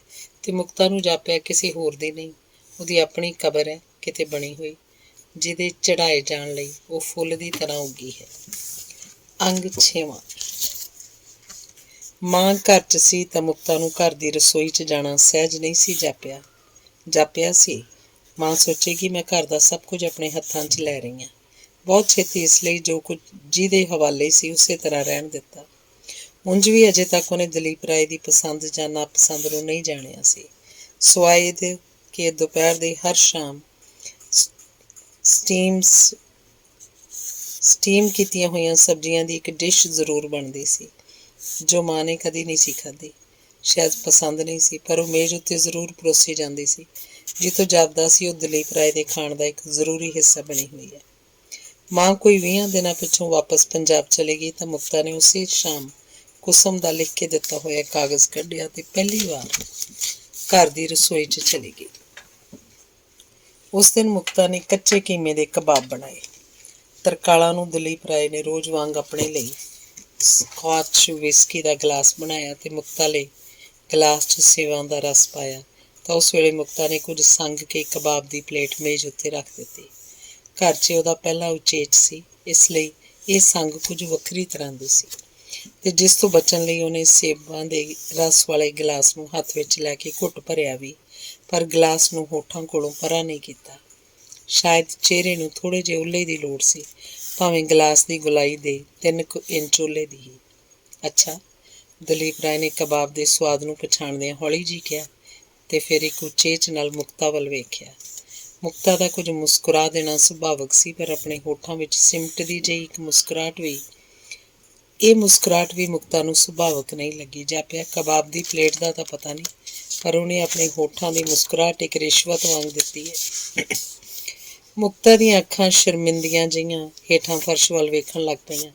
ਫਰਸ਼ ਦੇ ਚਿੱਟੇ ਸੀਮੈਂਟ 'ਚ ਰਲੇ ਹੋਏ ਪੱਥਰ ਦੇ ਨਿੱਕੇ ਤੇ ਕਾਲੇ ਟੁਕੜੇ ਅੱਖਾਂ ਅੱਗੇ ਸਰਕਣ ਲੱਗ ਪਏ। ਮਨ 'ਚ ਇੱਕ ਸਹਿਮ ਆਇਆ, ਇਹ ਰਿਸ਼ਵਤ ਜੋ ਅੱਜ ਹੋਠਾਂ ਉੱਤੇ ਇੱਕ ਮੁਸਕਰਾਹਟ ਬਣ ਕੇ ਆਈ ਹੈ, ਕਦੇ ਲਫ਼ਜ਼ ਬਣ ਕੇ ਵੀ ਆ ਸਕਦੀ ਹੈ। ਤੇ ਮੁਕਤਾ ਨੂੰ ਕਿਸੇ ਤੋਂ ਨਹੀਂ ਆਪਣੇ ਹੋਠਾਂ ਤੋਂ ਇੱਕ ਖੌਫ ਆ ਗਿਆ, ਪਰ ਇਸ ਖੌਫ ਵਿੱਚ ਇੱਕ ਹੋਰ ਵੱਖਰੀ ਤਰ੍ਹਾਂ ਦਾ ਖੌਫ ਸੁਰਕਿਆ। ਨਹੀਂ, ਦਲੀਪ ਰਾਏ ਦੇ ਸਾਹਮਣੇ ਉਹਦੇ ਹੋਠ ਲਫ਼ਜ਼ ਦੀ ਰਿਸ਼ਵਤ ਨਹੀਂ ਦੇ ਸਕਣਗੇ। ਉਹ ਸਿਰਫ ਘਬਰਾ ਕੇ ਕਿਸੇ ਦਿਨ ਕਿਸੇ ਵੀ ਘੜੀ ਸਿਸਕ ਉੱਠਣਗੇ ਤੇ ਘਰ ਦੀ ਹਵਾ ਵਿੱਚ ਉਸ ਗੁਨਾਹ ਦਾ ਇੱਕ ਬਾਲ ਫੈਲ ਜਾਏਗਾ ਜੋ ਅਜੇ ਸਿਰਫ ਉਹਦੇ ਮਨ 'ਚ ਮੀਟਿਆ ਹੋਇਆ। ਇੱਕ ਸੰਕੋਚ ਸੀ। ਮੁਕਤਾ ਦੀਆਂ ਅੱਖਾਂ ਉਹ ਤਾਂ ਨਹੀਂ ਸਨ ਹੋ ਰਹੀਆਂ। ਦਲੀਪ ਰਾਏ ਨੇ ਸੰਕੋਚ ਨੂੰ ਸਮਝਿਆ, ਪਰ ਸੰਕੋਚ ਦੀ ਭਿਆਨਕਤਾ ਨੂੰ ਨਹੀਂ। ਆਖਿਆ, ਮਿਸ, ਦਿੱਲੀ ਦੇ ਹੱਥਾਂ ਦੇ ਬਣੇ ਕਬਾਬ ਵੀ ਮਿਲਣਗੇ? ਇਹ ਨਹੀਂ ਸੀ ਸੋਚਿਆ। ਮਨ ਦੇ ਸੇਕ ਨਾਲ ਹੋਠ ਵੀ ਪੰਘਰੇ ਤੇ ਦਲੀਪ ਰਾਏ ਨੇ ਕੋਲ ਹੋ ਕੇ ਮੁਕਤਾ ਦੇ ਹੋਠਾਂ ਨੂੰ ਛੋਇਆ। ਮਹਿਕ ਵਿਸਕੀ ਦੀ ਵੀ ਸੀ, ਭੁੱਜੇ ਹੋਏ ਕਬਾਬ ਦੀ ਵੀ, ਦਲੀਪ ਰਾਏ ਦੇ ਸਾਹਾਂ ਦੀ ਵੀ। ਮੁਕਤਾ ਮਹਿਕ 'ਚ ਭਿੱਜ ਗਈ। ਮਨ ਗਿੱਲਾ ਹੋਇਆ ਤੇ ਮੁਕਤਾ ਨੂੰ ਜਾਪਿਆ ਜਿਵੇਂ ਅੱਖਾਂ ਦਾ ਕਰਮ ਅੱਜ ਮਨ ਦੇ ਹਿੱਸੇ ਆ ਗਿਆ ਹੋਵੇ। ਮਿਸ ਦਿੱਲੀ? ਦਲੀਪ ਰਾਏ ਨੇ ਹੋਠਾਂ ਕੋਲ ਇੱਕ ਹਲਕੀ ਜਿਹੀ ਸ਼ੋਖੀ ਆਈ। ਕੁਸਮ ਨੇ ਦੱਸਿਆ ਸੀ? ਮੁਕਤਾ ਨੇ ਹੌਲੀ ਜਿਹੀ ਪੁੱਛਿਆ। ਕੀ? ਕਿ ਮਿਸ ਦਿੱਲੀ ਬਣਨਾ ਚਾਹੁੰਦੀ ਸਾਂ? ਹਾਂ, ਪਰ ਬਣ ਨਹੀਂ ਸਕੀ। ਬਣ ਸਕਦੀ ਸੀ, ਮੁਸ਼ਕਿਲ ਨਹੀਂ ਸੀ। ਬਾਹਰ ਦੀ ਮੁਸ਼ਕਿਲ ਦਾ ਪਤਾ ਨਹੀਂ, ਪਰ ਮੁਸ਼ਕਿਲ ਅੰਦਰ ਸੀ, ਘਰ ਵਿੱਚ। ਫਿਰ ਜੇ ਬਣ ਨਹੀਂ ਸਕੀ? ਮੁਕਤਾ ਕੁਝ ਕਹਿੰਦੀ ਚੁੱਪ ਹੋ ਗਈ। ਕਹਿਣਾ ਚਾਹੁੰਦੀ ਸੀ, ਫਿਰ ਮਿਸ ਦਿੱਲੀ ਕਿਉਂ ਆਖਦੇ ਹੋ? ਪਹਿਲੀ ਰਾਤ ਵੀ ਇਹੀ ਆਖਿਆ ਸੀ। ਮੁਕਤਾ ਨੂੰ ਪਹਿਲੀ ਰਾਤ ਵੀ ਇਸ ਲਫ਼ਜ਼ 'ਚੋਂ ਇੱਕ ਹਲਕੇ ਜਿਹੇ ਵਿਅੰਗ ਦਾ ਅਹਿਸਾਸ ਹੋਇਆ ਸੀ। ਅੱਜ ਵੀ ਹੋਇਆ, ਪਰ ਪੁੱਛਣਾ ਚਾਹ ਕੇ ਵੀ ਪੁੱਛ ਨਹੀਂ ਸਕੀ। ਜਾਪਿਆ ਹਵਨ ਦੀ ਅੱਗ ਹੱਥਾਂ 'ਚ ਇੱਕ ਰਿਸ਼ਤਾ ਫੜਾ ਸਕਦੀ ਹੈ, ਪਰ ਉਹਦੀ ਲੋ ਮਨਾਂ ਦੇ ਹਨੇਰਿਆਂ ਕੋਨਿਆਂ ਤੱਕ ਨਹੀਂ ਪਹੁੰਚ ਸਕਦੀ ਤੇ ਉਹ ਕੋਨੇ ਕਿਸੇ ਵੀ ਰਿਸ਼ਤੇ ਦੀ ਹੱਦ ਤੋਂ ਬਾਹਰ ਰਹਿ ਜਾਂਦੇ ਹਨ। ਦਲੀਪ ਰਾਏ ਮੁਕਤਾ ਦੇ ਕੋਲ ਆਏ ਤੇ ਹੱਸਦੇ ਪਏ। ਕਹਿਣ ਲੱਗੇ, ਜੇ ਅਖਬਾਰਾਂ 'ਚ ਛਪਦਾ ਸਿਰਫ ਤਾਂ ਹੀ ਮੰਨਿਆ ਜਾਣਾ ਸੀ? ਕੋਈ ਉਹ ਖਬਰ ਵੀ ਸੱਚੀ ਹੋ ਸਕਦੀ ਹੈ ਜੋ ਅਖਬਾਰਾਂ ਤੋਂ ਬਾਹਰ ਰਹਿ ਜਾਏ। ਕੀ ਮਤਲਬ? ਫਾਰਮ ਭਰਿਆ ਜਾਂਦਾ ਤਾਂ ਆਖਰੀ ਫੈਸਲਾ ਕਿਸੇ ਆਦਮੀ ਨੇ ਹੀ ਦੇਣਾ ਸੀ। ਹਾਂ, ਜਿਹੜਾ ਵੀ ਕੋਈ ਜੱਜ ਹੁੰਦਾ, ਕੋਈ ਜੱਜ ਜਾਂ ਜਿਊਰੀ, ਪਰ ਉਹ ਮੈਂ ਵੀ ਹੋ ਸਕਦਾ। ਇਹ ਕਾਫੀ ਨਹੀਂ? ਮੁਕਤਾ ਨੇ ਪੂਰੇ ਮਨ ਨਾਲ ਮੁਸਕਰਾਉਣਾ ਚਾਹਿਆ। ਜਾਪਿਆ ਜੇ ਅਰਥ ਸਿਰਫ ਇੰਨੇ ਹਨ, ਸਿੱਧੇ ਤੇ ਸੀਮਤ, ਤਾਂ ਉਹਦੇ ਲਈ ਇਹਨਾਂ ਦਾ ਅਖਬਾਰਾਂ ਤੋਂ ਬਾਹਰ ਰਹਿ ਜਾਣਾ ਹੋਰ ਵੀ ਸੰਜੀਦਾ ਹੈ, ਜਿੰਨਾ ਕਿ ਅਖਬਾਰਾਂ ਦੇ ਅੰਦਰ ਆ ਜਾਣ ਨਾਲ ਹੁੰਦਾ। ਉਹ ਖਬਰ ਸਿਰਫ ਕੁਝ ਦਿਨਾਂ ਲਈ ਹੁੰਦੀ ਹੈ, ਤੇ ਇਹ ਜੋ ਅਖਬਾਰਾਂ ਤੋਂ ਬਾਹਰ ਹੈ ਉਮਰ ਲਈ ਹੋ ਸਕਦੀ ਹੈ। ਪਰ ਮੁਕਤਾ ਚਾਹ ਕੇ ਵੀ ਮੁਸਕਰਾ ਨਹੀਂ ਸਕੀ। ਜਾਪਿਆ ਇਨਸਾਨ ਦੇ ਮਨ ਨੂੰ ਅਖਬਾਰ ਵਾਂਗ ਸਧਾਰਨ ਅੱਖਾਂ ਨਾਲ ਨਹੀਂ ਪੜ੍ਹਿਆ ਜਾ ਸਕਦਾ। ਕੱਲ੍ਹ ਐਤਵਾਰ ਹੈ, ਮਿਸ ਦਿੱਲੀ ਨੇ, ਮੇਰਾ ਖਿਆਲ ਹੈ, ਪੂਰੀ ਦਿੱਲੀ ਨਹੀਂ ਵੇਖੀ ਹੋਏਗੀ। ਸਵੇਰੇ, ਬਹੁਤ ਸਵੇਰੇ ਦੂਰ ਤੱਕ ਜਾਇਆ ਜਾ ਸਕਦਾ ਹੈ। ਇੱਕ ਲੌਂਗ ਡਰਾਈਵ, ਦਲੀਪ ਰਾਏ ਨੇ ਕਿਹਾ ਤਾਂ ਮੁਕਤਾ ਸਹਿਜ ਮਨ ਹੋ ਗਈ। ਇਹ ਅੱਜ ਪਹਿਲਾ ਦਿਨ ਸੀ ਜਦੋਂ ਦਲੀਪ ਰਾਏ ਨੇ ਮੁਕਤਾ ਨੂੰ ਆਪਣੇ ਨਾਲ ਕਿਤੇ ਜਾਣ ਲਈ ਆਖਿਆ ਸੀ। ਉਹ ਪਿਛਲੇ ਦਿਨਾਂ 'ਚ 3 ਵਾਰੀ ਘਰੋਂ ਬਾਹਰ ਗਈ ਸੀ ਆਪਣੇ ਮਾਂ-ਬਾਪ ਨੂੰ ਮਿਲਣ ਲਈ। 3 ਵਾਰੀ ਘਰ ਦਾ ਡਰਾਈਵਰ ਉਹਨੂੰ ਸਵੇਰੇ ਗੱਡੀ 'ਚ ਲੈ ਗਿਆ ਸੀ, ਤਰਕਾਲੀ ਲੈ ਆਇਆ ਸੀ।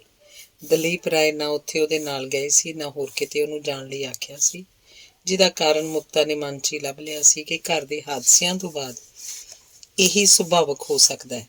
ਅੱਜ ਉਹਨਾਂ ਨੇ ਸਵੇਰੇ ਇੱਕ ਲੌਂਗ ਡਰਾਈਵ ਲਈ ਆਖਿਆ ਤਾਂ ਮੁਕਤਾ ਨੂੰ ਜਾਪਿਆ ਜਿਵੇਂ ਹਾਦਸਿਆਂ ਦੀ ਸੀਮਾ ਤੋਂ ਲੰਘ ਕੇ ਕੁਝ ਉਰਾਂ ਉਹਦੇ ਵੱਲ ਆ ਰਹੇ ਹੋਣ। ਸਵੇਰੇ ਬਹੁਤ ਸਵਖਤ 'ਤੇ ਉੱਠਣਾ ਸੀ। ਦਲੀਪ ਰਾਏ ਨੇ ਚਾਹ ਦੀ ਥਰਮਸ ਤੇ ਪਨੀਰ ਬਿਸਕਿਟ ਜਿਹੀਆਂ ਕੁਝ ਚੀਜ਼ਾਂ ਨਾਲ ਰੱਖਣ ਲਈ ਕਿਹਾ ਸੀ। ਇਸ ਲਈ ਮੁਕਤਾ ਨੂੰ ਰਾਤ ਦੇ ਪਿਛਲੇ ਪਹਿਰ ਜਾਗ ਆ ਗਈ। ਫਿਰ ਨੀਂਦਰ ਨਹੀਂ ਆਈ। ਇਹ ਰਾਤ ਦੇ ਪਿਛਲੇ ਪਹਿਰ ਦੀ ਜਾਗ ਮੁਕਤਾ ਦੇ ਮਨ ਉੱਤੇ ਇੱਕ ਠੰਡੀ ਤਰੇਲ ਵਾਂਗ ਪੈਣ ਲੱਗੀ। ਕਿ ਉਹ ਸੱਚਮੁੱਚ ਹਾਦਸਿਆਂ ਦੀ ਸੀਮਾ ਤੋਂ ਲੰਘ ਕੇ ਕੁਝ ਉਰਾਂ ਉਹਦੇ ਵੱਲ ਆ ਰਹੇ ਹਨ, ਜਾਂ ਉਹਦਾ ਹੱਥ ਫੜ ਕੇ ਉਹਨੂੰ ਵੀ ਪਰਾਂ ਹਾਦਸਿਆਂ ਦੀ ਸੀਮਾ ਦੇ ਅੰਦਰ ਲਿਜਾ ਰਹੇ ਹਨ। ਜਾਪਿਆ ਸ਼ਾਇਦ ਇਸ ਤਰ੍ਹਾਂ ਉਹਦੇ ਨਾਲ ਇੱਕ ਲੌਂਗ ਡਰਾਈਵ 'ਤੇ ਜਾਂਦੇ ਹੋਣਗੇ। ਇਸੇ ਤਰ੍ਹਾਂ ਚਾਹ ਦੀ ਥਰਮਸ ਉਹਨਾਂ ਦੇ ਨਾਲ ਹੁੰਦੀ ਹੋਏਗੀ। ਮੁਕਤਾ ਨੇ ਤ੍ਰਹਿ ਕੇ ਆਪਣੇ ਹੱਥਾਂ ਵੱਲ ਵੇਖਿਆ। ਯਕੀਨ ਨਹੀਂ ਆਇਆ ਕਿ ਇਹਨਾਂ ਨਵੇਂ ਹੱਥਾਂ ਨਾਲ ਕੀ ਸੱਚਮੁੱਚ ਉਹਨਾਂ ਦੇ ਪੁਰਾਣੇ ਦਿਨਾਂ ਨੂੰ ਥੰਮਿਆ ਜਾ ਸਕੇਗਾ। ਕੰਬਦੇ ਜਿਹੇ ਹੱਥਾਂ ਨਾਲ ਮੁਕਤਾ ਨੇ ਅਲਮਾਰੀ ਦੇ ਕੋਲ ਜਾ ਕੇ ਅਲਮਾਰੀ ਨੂੰ ਖੋਲ੍ਹਿਆ ਤੇ ਉਹ ਚਾਬੀ ਕੱਢੀ ਜੋ ਮਾਂ ਨੇ ਜਾਣ ਲੱਗਿਆਂ ਦਿੱਤੀ ਸੀ। ਆਖਿਆ ਸੀ, ਇਹ ਪਹਿਲੀ ਦੇ ਟਰੰਕ ਦੀ ਚਾਬੀ ਹੈ, ਤੇਰਾ ਜੀ ਕਰੇ ਖੋਲ੍ਹ ਕੇ ਚੀਜ਼ਾਂ ਕੱਢ ਵਰਤ ਲਈ, ਜੀ ਕਰੇ ਕਿਸੇ ਨੂੰ ਦੇ ਦੁਆ ਦਈ। ਤੇ ਮੁਕਤਾ ਨੇ ਦੱਬੇ ਪੈਰੀ ਸਟੋਰ 'ਚ ਜਾ ਕੇ ਉਹ ਟਰੰਕ ਖੋਲ੍ਹਿਆ, ਜਿਹਦੇ 'ਚ ਪਹਿਲੀ ਦੇ ਕੱਪੜੇ ਸਾਂਭ ਲੇਟ ਕੇ ਮਾਂ ਨੇ ਉਹ ਟਰੰਕ ਮੀਟ ਛੱਡਿਆ ਸੀ। ਕਈ ਸਾੜੀਆਂ ਮੁਕਤਾ ਨੇ ਹੱਥਾਂ 'ਚ ਫੜੀਆਂ, ਫਿਰ ਰੱਖ ਦਿੱਤੀਆਂ। ਪਤਾ ਨਹੀਂ ਸੀ ਲੱਗ ਰਿਹਾ ਨਵੇਂ ਹੱਥਾਂ ਨਾਲ ਪੁਰਾਣੇ ਦਿਨਾਂ ਨੂੰ ਫੜਨ ਲਈ ਕਿਹੜੀਆਂ ਤੰਦਾਂ ਦਾ ਆਸਰਾ ਲਿਆ ਜਾ ਸਕਦਾ। ਇੱਕ ਸਾੜੀ ਅੱਖਾਂ ਨੂੰ ਬੜੀ ਵੱਖਰੀ ਜਿਹੀ ਲੱਗੀ, ਰੰਗਾਂ ਦੀਆਂ ਪੁਤਲੀਆਂ ਲਕੀਰਾਂ ਦੇ ਜਾਲ 'ਚ ਲਿਪਟੀ ਹੋਈ। ਖਿਆਲ ਆਇਆ ਸ਼ਾਇਦ ਇਹ ਉਹੀ ਹੋਵੇ ਜੋ ਕੁਸਮ ਨੇ ਦੱਸਿਆ ਸੀ ਕਿ ਉਹ ਫਰਾਂਸ ਤੋਂ ਖਰੀਦ ਕੇ ਲਿਆਏ। ਮੁਕਤਾ ਨੇ ਟਰੰਕ ਨੂੰ ਬੰਦ ਕਰਦਿਆਂ ਉਹ ਸਾੜੀ ਬਾਹਰ ਰੱਖ ਲਈ ਤੇ ਗੁਸਲਖਾਨੇ 'ਚ ਨਹਾਉਣ ਲਈ ਚਲੀ ਗਈ ਤੇ ਨਹਾ ਕੇ ਉਸ ਸਾੜੀ ਨੂੰ ਪਾਉਂਦਿਆਂ ਅਜੀਬ ਅਹਿਸਾਸ ਹੋਇਆ ਜਿਵੇਂ ਉਹ ਕੱਪੜੇ ਨਹੀਂ ਜਨਮ ਬਦਲ ਰਹੀ ਹੋਵੇ। ਅਜੇ ਹਨੇਰੇ ਦਾ ਪਹਿਰ ਸੀ ਜਦੋਂ ਗੱਡੀ 'ਚ ਚਾਹ ਤੇ ਬਾਕੀ ਕੁਝ ਰਖਵਾ ਕੇ ਮੁਕਤਾ ਨੇ ਦਲੀਪ ਰਾਏ ਨੂੰ ਜਗਾਇਆ। ਜਾਗਣ ਤੇ ਤਿਆਰ ਹੋਣ ਦੇ ਵੇਲੇ 'ਚ ਦਲੀਪ ਰਾਏ ਨੇ ਸ਼ਾਇਦ ਗੌਰ ਨਹੀਂ ਕੀਤਾ, ਪਰ ਬਾਹਰ ਆ ਕੇ ਗੱਡੀ 'ਚ ਬੈਠਣ ਲੱਗਿਆ ਇੱਕ ਵਾਰ ਉਹਨਾਂ ਨੇ ਮੁਕਤਾ ਵੱਲ ਵੇਖਿਆ ਤਾਂ ਮੁਕਤਾ ਨੂੰ ਜਾਪਿਆ ਉਹਨਾਂ ਦੀ ਨਜ਼ਰ ਸਾੜੀ ਦੇ ਪੱਲੇ ਨਾਲ ਅਟਕ ਜਿਹੀ ਗਈ। ਪਰ ਦਲੀਪ ਰਾਏ ਨੇ ਕੁਝ ਨਹੀਂ ਕਿਹਾ, ਚੁੱਪਚਾਪ ਗੱਡੀ ਚਲਾਉਣ ਲੱਗੇ ਤੇ ਮੁਕਤਾ ਗੱਡੀ ਦੀ ਖਿੜਕੀ ਵਿੱਚੋਂ ਦਿੱਲੀ ਦੇ ਖੰਡਰਾਂ ਨੂੰ ਵੇਖਦੀ ਇੱਕ ਸੋਚ ਵਿੱਚ ਲੈ ਗਈ। ਪਤਾ ਨਹੀਂ ਇਸ ਦਿੱਲੀ ਨੇ ਮੇਰੇ ਅੰਦਰ ਕਿੰਨੀ ਵਾਰ ਉਸਰਨਾ ਹੈ, ਕਿੰਨੀ ਵਾਰ ਖੰਡਰ ਬਣਨਾ ਹੈ। ਅੰਗ 7ਵਾਂ। ਡਾਕਟਰ ਨੇ ਮੁਕਤਾ ਦਾ ਮੁਆਇਨਾ ਕੀਤਾ ਤਾਂ ਪਹਿਲੀ ਮੁਬਾਰਕ ਦਲੀਪ ਰਾਏ ਨੂੰ ਦਿੱਤੀ, ਦੂਜੀ ਮੁਕਤਾ ਨੂੰ। ਇਹੀ ਡਾਕਟਰ ਸੀ ਜਿਹਦੇ ਹੱਥੋਂ ਦਲੀਪ ਰਾਏ ਦੇ ਘਰ ਪਹਿਲੇ ਬੱਚੇ ਦਾ ਜਨਮ ਹੋਇਆ ਸੀ। ਉਹਨੂੰ ਉਸ ਬੱਚੇ ਦੀ ਮੌਤ ਦਾ ਵੀ ਪਤਾ ਸੀ, ਇਸ ਲਈ ਉਹਦੀਆਂ ਨਜ਼ਰਾਂ 'ਚ ਇਸ ਵੇਲੇ ਮੁਬਾਰਕ ਦੀ ਪਹਿਲੀ ਲੋੜ ਦਲੀਪ ਰਾਏ ਨੂੰ ਸੀ। ਦਲੀਪ ਰਾਏ ਨੂੰ ਇੱਕ ਤਸੱਲੀ ਦਾ ਅਹਿਸਾਸ ਹੋਇਆ, ਪਰ ਡਾਕਟਰ ਦੇ ਜਾਣ ਪਿੱਛੋਂ ਜਦੋਂ ਉਹਨਾਂ ਨੇ ਮੁਕਤਾ ਨੂੰ ਅੱਖਾਂ 'ਚ ਭਰ ਕੇ ਵੇਖਿਆ, ਜਾਪਿਆ ਇਹ ਤਸੱਲੀ ਦਾ ਅਹਿਸਾਸ ਉਹਨਾਂ ਨੂੰ ਇੰਨਾ ਆਪਣੀ ਖਾਤਰ ਨਹੀਂ ਸੀ ਹੋ ਰਿਹਾ ਜਿੰਨਾ ਮੁਕਤਾ ਦੀ ਖਾਤਰ। ਜਿਸ ਦਿਨ ਮੁਕਤਾ ਨੇ ਘਰ ਦੀ ਪਹਿਲੀ ਔਰਤ ਦੇ ਕੱਪੜੇ ਕੱਢ ਕੇ ਪਹਿਨੇ ਸਨ, ਦਲੀਪ ਰਾਏ ਨੇ ਆਖਿਆ ਕੁਝ ਨਹੀਂ ਸੀ, ਪਰ ਉਸ ਦਿਨ ਤੋਂ ਇੱਕ ਸੋਚ ਉਹਨਾਂ ਦੇ ਅੰਦਰ ਠਹਿਰ ਗਈ ਸੀ ਕਿ ਮੁਕਤਾ ਇਸ ਘਰ 'ਚ ਆਈ ਹੈ, ਪਰ ਆਪਣੀ ਹੋਂਦ ਪਹਿਨ ਕੇ ਨਹੀਂ। ਅੱਜ ਉਹਨਾਂ ਨੇ ਮੁਕਤਾ ਨੂੰ ਅੱਖਾਂ 'ਚ ਭਰ ਕੇ ਵੇਖਿਆ ਤਾਂ ਮੁਕਤਾ ਮੁਸਕਰਾ ਪਈ, ਪਰ ਛਿਣ ਦੀ ਤਸੱਲੀ ਪਿੱਛੋਂ ਦਲੀਪ ਰਾਏ ਨੇ ਮਹਿਸੂਸ ਕੀਤਾ ਕਿ ਮੁਕਤਾ ਦੀ ਮੁਸਕਰਾਹਟ ਜਿਵੇਂ ਕਿਸੇ ਖੰਡਰ ਵਿੱਚੋਂ ਨਿਕਲ ਕੇ ਸਾਹਮਣੇ ਆਈ ਹੋਵੇ, ਬੀਤੇ ਦੀ ਧੂੜ 'ਚ ਲਿਪਟੀ ਹੋਈ ਤੇ ਕੰਢਿਆਂ ਤੋਂ ਭੂਰੀ ਟੁੱਟੀ ਹੋਈ। ਤੂੰ ਖੁਸ਼ ਨਹੀਂ? ਖੁਸ਼ੀ ਦੇ ਪਹਿਲੇ ਛੇਣੇ ਦਲੀਪ ਰਾਏ ਨੇ ਅਚਾਨਕ ਮੁਕਤਾ ਨੂੰ ਪੁੱਛਿਆ, ਪਰ ਆਪਣੇ ਲਫ਼ਜ਼ ਹੀ ਕੰਨਾਂ ਨੂੰ ਅਜੀਬ ਲੱਗੇ। ਖੁਸ਼ ਹਾਂ, ਮੁਕਤਾ ਨੇ ਕਿਹਾ, ਕਾਹਲੀ ਨਾਲ ਜਿਵੇਂ ਪੈਰੋਂ ਥਿੜਕ ਕੇ। ਦਲੀਪ ਰਾਏ ਨੇ ਇੱਕ ਸੰਜੀਦਗੀ ਨਾਲ ਮੁਕਤਾ ਦੀ ਇਸ ਘਬਰਾਹਟ ਨੂੰ ਜਰ ਲਿਆ ਤੇ ਉਹਦਾ ਤੇ ਆਪਣਾ ਧਿਆਨ ਜਿਵੇਂ ਮੋੜਨਾ ਚਾਹਿਆ। ਪੁੱਛਿਆ, ਤੇਰਾ ਕੀ ਜੀਅ ਕਰਦਾ ਹੈ, ਲੜਕੀ ਹੋਵੇ ਕਿ ਲੜਕਾ? ਮੁਕਤਾ ਨੇ ਛੇਤੀ ਨਾਲ ਕਿਹਾ। ਦਲੀਪ ਰਾਏ ਹੱਸ ਪਏ। ਕੁਝ ਆਖਿਆ ਨਹੀਂ, ਪਰ ਸੋਚਿਆ ਹਰ ਔਰਤ ਇਹੀ ਆਖਦੀ ਹੈ। ਪਤਾ ਨਹੀਂ ਕਿਉਂ ਔਰਤ ਨੂੰ ਆਪਣੀ ਜ਼ਾਤ ਚੰਗੀ ਨਹੀਂ ਲੱਗਦੀ। ਆਖਿਆ, ਜੇ ਲੜਕੀ ਹੋਈ ਤਾਂ ਹੋ ਹੀ ਨਹੀਂ ਸਕਦੀ। ਕਿਉਂ? ਤੁਸੀਂ ਨਹੀਂ ਜਾਣਦੇ। ਦਲੀਪ ਰਾਏ ਹੱਸ ਪਏ, ਪਰ ਮੁਕਤਾ ਹੱਸੀ ਨਹੀਂ। ਉਹਨੇ ਸਿਰਫ ਇੱਕ ਲੁਕਵੀਂ ਨਜ਼ਰ ਨਾਲ ਉੱਧਰ ਵੇਖਿਆ ਜਿੱਧਰ ਕਮਰੇ 'ਚ ਬੱਚੀ ਦੀ ਤਸਵੀਰ ਪਈ ਸੀ। ਮਾਂ ਨੂੰ ਖਤ ਲਿਖਾਂ, ਬਹੁਤ ਖੁਸ਼ ਹੋਏਗੀ। ਦਲੀਪ ਰਾਏ ਨੇ ਆਖਿਆ ਤਾਂ ਮੁਕਤਾ ਤ੍ਰਹਿ ਜਿਹੀ ਗਈ। ਕਹਿਣ ਲੱਗੀ, ਨਹੀਂ, ਮੈਨੂੰ ਡਰ ਲੱਗਦਾ। ਡਰ ਕਾਹਦਾ? ਪਤਾ ਨਹੀਂ, ਸ਼ਾਇਦ ਇਹ ਕਿ ਸੱਚ ਨਹੀਂ। ਨਹੀਂ, ਖਤ ਨਾ ਲਿਖਣਾ। ਦਲੀਪ ਰਾਏ ਫਿਰ ਹੱਸ ਪਏ। ਕਹਿਣ ਲੱਗੇ, ਅੱਛਾ ਨਹੀਂ ਲਿਖਦਾ, ਅਗਲੇ ਹਫ਼ਤੇ ਲਿਖਾਂਗਾ। ਜਾਓ ਤੂੰ ਅਗਲੇ ਹਫ਼ਤੇ, ਜਦੋਂ ਤੂੰ ਕਹੇਂਗੀ। ਫਿਰ 2 ਹਫ਼ਤੇ ਵੀ ਲੰਘ ਗਏ, ਪਰ ਖਤ ਲਿਖਣ ਦਾ ਵੇਲਾ ਆ ਕੇ ਵੀ ਨਹੀਂ ਆਇਆ। ਮੁਕਤਾ ਅਚਾਨਕ ਪੀੜ ਨਾਲ ਤੜਪਣ ਲੱਗ ਪਈ ਤੇ ਡਾਕਟਰ ਨੇ ਆ ਕੇ ਆਖਿਆ ਕਿ ਇਸ ਬੱਚੇ ਨੂੰ ਬਚਾਇਆ ਨਹੀਂ ਜਾ ਸਕਦਾ। ਹਲਕਾ ਜਿਹਾ ਆਪਰੇਸ਼ਨ ਕਰਨਾ ਪਿਆ। ਮੁਕਤਾ ਨੂੰ ਪੀੜ ਤੋਂ ਸੁਰਖਰੂ ਕਰਕੇ ਵੀ ਡਾਕਟਰ ਨੂੰ ਪਤਾ ਸੀ ਕਿ ਇਸ ਵੇਲੇ ਇੱਕ ਤਸੱਲੀ ਤੇ ਹਮਦਰਦੀ ਦੀ ਲੋੜ ਜਿੰਨੀ ਮੁਕਤਾ ਨੂੰ ਹੈ, ਉਨੀ ਦਲੀਪ ਰਾਏ ਨੂੰ ਨਹੀਂ। ਇਸ ਲਈ ਡਾਕਟਰ ਨੇ ਬੜੀ ਆਪਣੱਤ ਨਾਲ ਮੁਕਤਾ ਲਈ ਵੇਲਾ ਖਰਚਿਆ। ਯਕੀਨ ਦਿਵਾਉਣਾ ਚਾਹਿਆ ਕਿ ਅੱਗੋਂ ਲਈ ਕੋਈ ਸਹਿਮ ਉਹਦੇ ਅੰਦਰ ਨਹੀਂ ਬੈਠਣਾ ਚਾਹੀਦਾ। ਮੁਕਤਾ ਦੀ ਮਾਂ ਉਸ ਦਿਨ ਕੋਲ ਰਹੀ ਸੀ। ਉਹਨੇ ਡਾਕਟਰ ਨੂੰ ਘਬਰਾ ਕੇ ਪੁੱਛਿਆ ਸੀ ਕਿ ਇੱਕ ਵਾਰ ਜੇ ਇੰਝ ਹੋ ਜਾਏ ਤਾਂ ਅੱਗੋਂ ਸੱਚਮੁੱਚ ਹਮੇਸ਼ਾ ਇੰਝ ਹੋਣ ਦਾ ਖਤਰਾ ਹੁੰਦਾ। ਇਸ ਲਈ ਡਾਕਟਰ ਨੇ ਮੁਕਤਾ ਨੂੰ ਤੇ ਮਾਂ ਨੂੰ ਤਸੱਲੀ ਦਿਵਾਉਂਦਿਆਂ ਇਕਰਾਰ ਕੀਤਾ ਕਿ ਅੱਗੋਂ ਮੁਕਤਾ ਦੀ ਸਾਰੀ ਹਿਫਾਜ਼ਤ ਪਹਿਲੇ ਦਿਨ ਤੋਂ ਹੀ ਆਪਣੇ ਹੱਥ ਲੈ ਲਏਗੀ। ਮੁਕਤਾ ਨੇ ਸਿਰਫ ਸੁਣਿਆ, ਪੁੱਛਿਆ ਕੁਝ ਨਹੀਂ, ਸ਼ਾਇਦ ਸੁਣਿਆ ਵੀ ਨਹੀਂ। ਡਾਕਟਰ ਚਲੀ ਗਈ, ਮਾਂ ਚਲੀ ਗਈ ਤਾਂ ਉਹਨੇ ਸਿਰਫ ਦਲੀਪ ਰਾਏ ਨੂੰ ਆਖਿਆ, ਤੁਸੀਂ ਬਹੁਤ ਉਦਾਸ ਹੋ। ਦਲੀਪ ਰਾਏ ਨੇ ਕੁਝ ਤ੍ਰਹਿ ਕੇ ਮੁਕਤਾ ਵੱਲ ਵੇਖਿਆ। ਇਸ ਵੇਲੇ ਉਹ ਪੀਲੀ ਜ਼ਰਦ ਜਿਹੀ ਪਲੰਘ ਉੱਤੇ ਪਈ ਸੀ ਤੇ ਉਹਦਾ ਇਹ ਸਵਾਲ ਕੁਝ ਸੁਭਾਵਕ ਹੋ ਸਕਦਾ ਸੀ, ਪਰ ਦਲੀਪ ਰਾਏ ਨੂੰ ਸੁਭਾਵਕ ਨਹੀਂ ਜਾਪਿਆ। ਇਹ ਲਫ਼ਜ਼ ਅੱਜ ਦੇ ਨਹੀਂ, ਵਿਆਹ ਦੀ ਪਹਿਲੀ ਰਾਤ ਦੇ ਇੱਥੇ ਪਲੰਘ ਕੋਲ ਖਲੋਤੇ ਹੋਏ ਹਨ। ਉਹਨਾਂ ਨੂੰ ਪਹਿਲੀ ਰਾਤ ਪਹਿਲੇ ਲਫ਼ਜ਼ ਮੁਕਤਾ ਨੇ ਹੀ ਆਖੇ ਸਨ। ਕੁਝ ਸਮਝ ਨਹੀਂ ਆਈ ਤਾਂ ਦਲੀਪ ਰਾਏ ਪਲੰਘ ਦੀ ਪੱਟੀ ਤੇ ਮੁਕਤਾ ਦੇ ਕੋਲ ਬਹਿ ਗਏ ਤੇ ਉਹਦੇ ਇੱਕ ਹੱਥ ਨੂੰ ਆਪਣੀਆਂ ਤਲੀਆਂ 'ਚ ਲੈ ਕੇ ਉਹਦੇ ਵੱਲ ਤੱਕਣ ਲੱਗੇ। ਵੇਖਿਆ ਮੁਕਤਾ ਦੀ ਅੱਖਾਂ 'ਚ ਪਾਣੀ ਭਰ ਆਇਆ। ਇਸੇ ਤਰ੍ਹਾਂ ਹੋਣਾ ਸੀ, ਮੈਨੂੰ ਜਾਪਦਾ ਸੀ, ਮੁਕਤਾ ਨੇ ਹੌਲੀ ਜਿਹੀ ਕਿਹਾ ਤੇ ਇੱਕ ਠੰਡਾ ਸਾਹ ਭਰਿਆ, ਜਿਵੇਂ ਇੱਕ ਆਖਰੀ ਫੈਸਲਾ ਆਪਣੇ ਮੂੰਹ ਆਪਣੇ ਕੰਨਾਂ ਨੂੰ ਸੁਣਾਇਆ ਹੋਵੇ। ਮੁਕਤਾ। ਦਲੀਪ ਰਾਏ ਦੇ ਮੂੰਹ ਨਿਕਲਿਆ ਤਾਂ ਮੁਕਤਾ ਨੇ ਇੱਕ ਸੌਖਾ ਜਿਹਾ ਸਾਹ ਲੈ ਕੇ ਉਹਨਾਂ ਵੱਲ ਵੇਖਿਆ। ਜਾਪਿਆ ਸਪੀਡ ਦੀ ਘੜੀ ਉਸ ਮੁਕਤਾ ਦੇ ਕੁਝ ਨੇੜੇ ਹੋ ਆਏ ਹਨ। ਇਸ ਲਈ ਸ਼ਾਇਦ ਉਹਨਾਂ ਅੱਜ ਮਿਸ ਦਿੱਲੀ ਨਹੀਂ ਆਖਿਆ, ਅੱਜ ਪਹਿਲੀ ਵਾਰ ਮੁਕਤਾ ਆਖਿਆ। ਪਰ ਦਲੀਪ ਰਾਏ ਉਸੇ ਤਰ੍ਹਾਂ ਹੈਰਾਨ ਉਹਦੇ ਵੱਲ ਤੱਕ ਰਹੇ ਸਨ। ਸ਼ਾਇਦ ਉਹਦੇ ਵੱਲ ਨਹੀਂ, ਸਿਰਫ ਇਹਨਾਂ ਲਫ਼ਜ਼ਾਂ ਵੱਲ ਇਸੇ ਤਰ੍ਹਾਂ ਹੋਣਾ ਸੀ, ਮੈਨੂੰ ਜਾਪਦਾ ਸੀ। ਕੀ ਸੋਚ ਰਹੇ? ਮੁਕਤਾ ਨੇ ਅਚਾਨਕ ਪੁੱਛਿਆ। ਤੈਨੂੰ ਇਸ ਤਰ੍ਹਾਂ ਕਿਉਂ ਜਾਪਦਾ ਸੀ ਮੁਕਤਾ? ਸ਼ਾਇਦ ਕੋਈ ਗੱਲ ਹੈ ਜੋ ਤੂੰ ਮੈਨੂੰ ਦੱਸਦੀ ਨਹੀਂ। ਦਲੀਪ ਰਾਏ ਦਾ ਸਵਾਲ ਸਿੱਧਾ ਮੁਕਤਾ ਦੇ ਨਾਲ ਟਕਰਾ ਗਿਆ ਤਾਂ ਮੁਕਤਾ ਨੇ ਘਬਰਾ ਕੇ ਆਪਣਾ ਹੱਥ ਉਹਨਾਂ ਦੇ ਹੱਥਾਂ 'ਚੋਂ ਖਿੱਚ ਲਿਆ, ਕੁਝ ਬੱਚੇ ਦੀ ਹੋਂਦ ਤੋਂ ਵੀ ਵੱਧ। ਜਿਵੇਂ ਮੁਕਤਾ ਦੇ ਜਿਸਮ 'ਚੋਂ ਡੁੱਲ ਗਿਆ ਤੇ ਉਹ ਅਸਲੋਂ ਬੇਜਾਨ ਜਿਹੀ ਕਮਰੇ 'ਚ ਕੰਧਾਂ ਵੱਲ ਵੇਖਣ ਲੱਗੀ। ਮੁਕਤਾ। ਦਲੀਪ ਰਾਏ ਨੇ ਮੁਕਤਾ ਦੇ ਹੋਠਾਂ ਕੋਲ ਝੁੱਕ ਕੇ ਇੰਝ ਆਵਾਜ਼ ਦਿੱਤੀ ਜਿਵੇਂ ਕੋਈ ਕਦਮ ਪਰਾਂ ਜਾਂਦੇ ਨੂੰ ਜ਼ੋਰ ਦੀ ਆਵਾਜ਼ ਦੇ ਕੇ ਰੋਕਣਾ ਚਾਹੇ। ਮੁਕਤਾ ਦਾ ਮਨ ਠੰਬਰ ਕੇ ਖਲੋ ਗਿਆ। ਪਰਾਂ ਜਾਣ ਲਈ ਵੀ ਕੋਈ ਥਾਂ ਨਹੀਂ ਸੀ, ਇਸ ਲਈ ਉੱਥੇ ਖਲੋ ਕੇ ਕੰਬ ਕੇ ਦਲੀਪ ਰਾਏ ਵੱਲ ਤੱਕਣ ਲੱਗਾ। ਦਲੀਪ ਰਾਏ ਨੂੰ ਯਾਦ ਆਇਆ, ਅੱਜ ਤੋਂ ਕਈ ਦਿਨ ਪਹਿਲਾਂ, ਉਸ ਦਿਨ ਜਿਸ ਦਿਨ ਡਾਕਟਰ ਨੇ ਪਹਿਲੀ ਵਾਰ ਮੁਬਾਰਕ ਆਖੀ ਸੀ। ਉਸ ਦਿਨ ਵੀ ਮੁਕਤਾ ਨੇ ਕਿਹਾ ਸੀ, ਨਹੀਂ, ਮਾਂ ਨੂੰ ਖਤ ਨਾ ਲਿਖਣਾ, ਮੈਨੂੰ ਡਰ ਲੱਗਦਾ। ਜਾਪਿਆ ਕੁਝ ਹੈ ਜੋ ਮੁਕਤਾ ਨੂੰ ਅੰਦਰੋਂ ਹੀ ਤੋੜ ਰਿਹਾ। ਸ਼ਾਇਦ ਉਹੀ ਕੁਝ ਅੱਜ ਉਹਨੂੰ ਇਸ ਤਰ੍ਹਾਂ ਲਹੂ ਲੁਹਾਨ ਕਰ ਗਿਆ। ਦਲੀਪ ਰਾਏ ਨੇ ਹੌਲੀ ਜਿਹੀ ਮੁਕਤਾ ਦੇ ਮੱਥੇ ਤੇ ਹੱਥ ਰੱਖਿਆ, ਪਰ ਮੂੰਹ ਕੁਝ ਨਹੀਂ ਆਖਿਆ।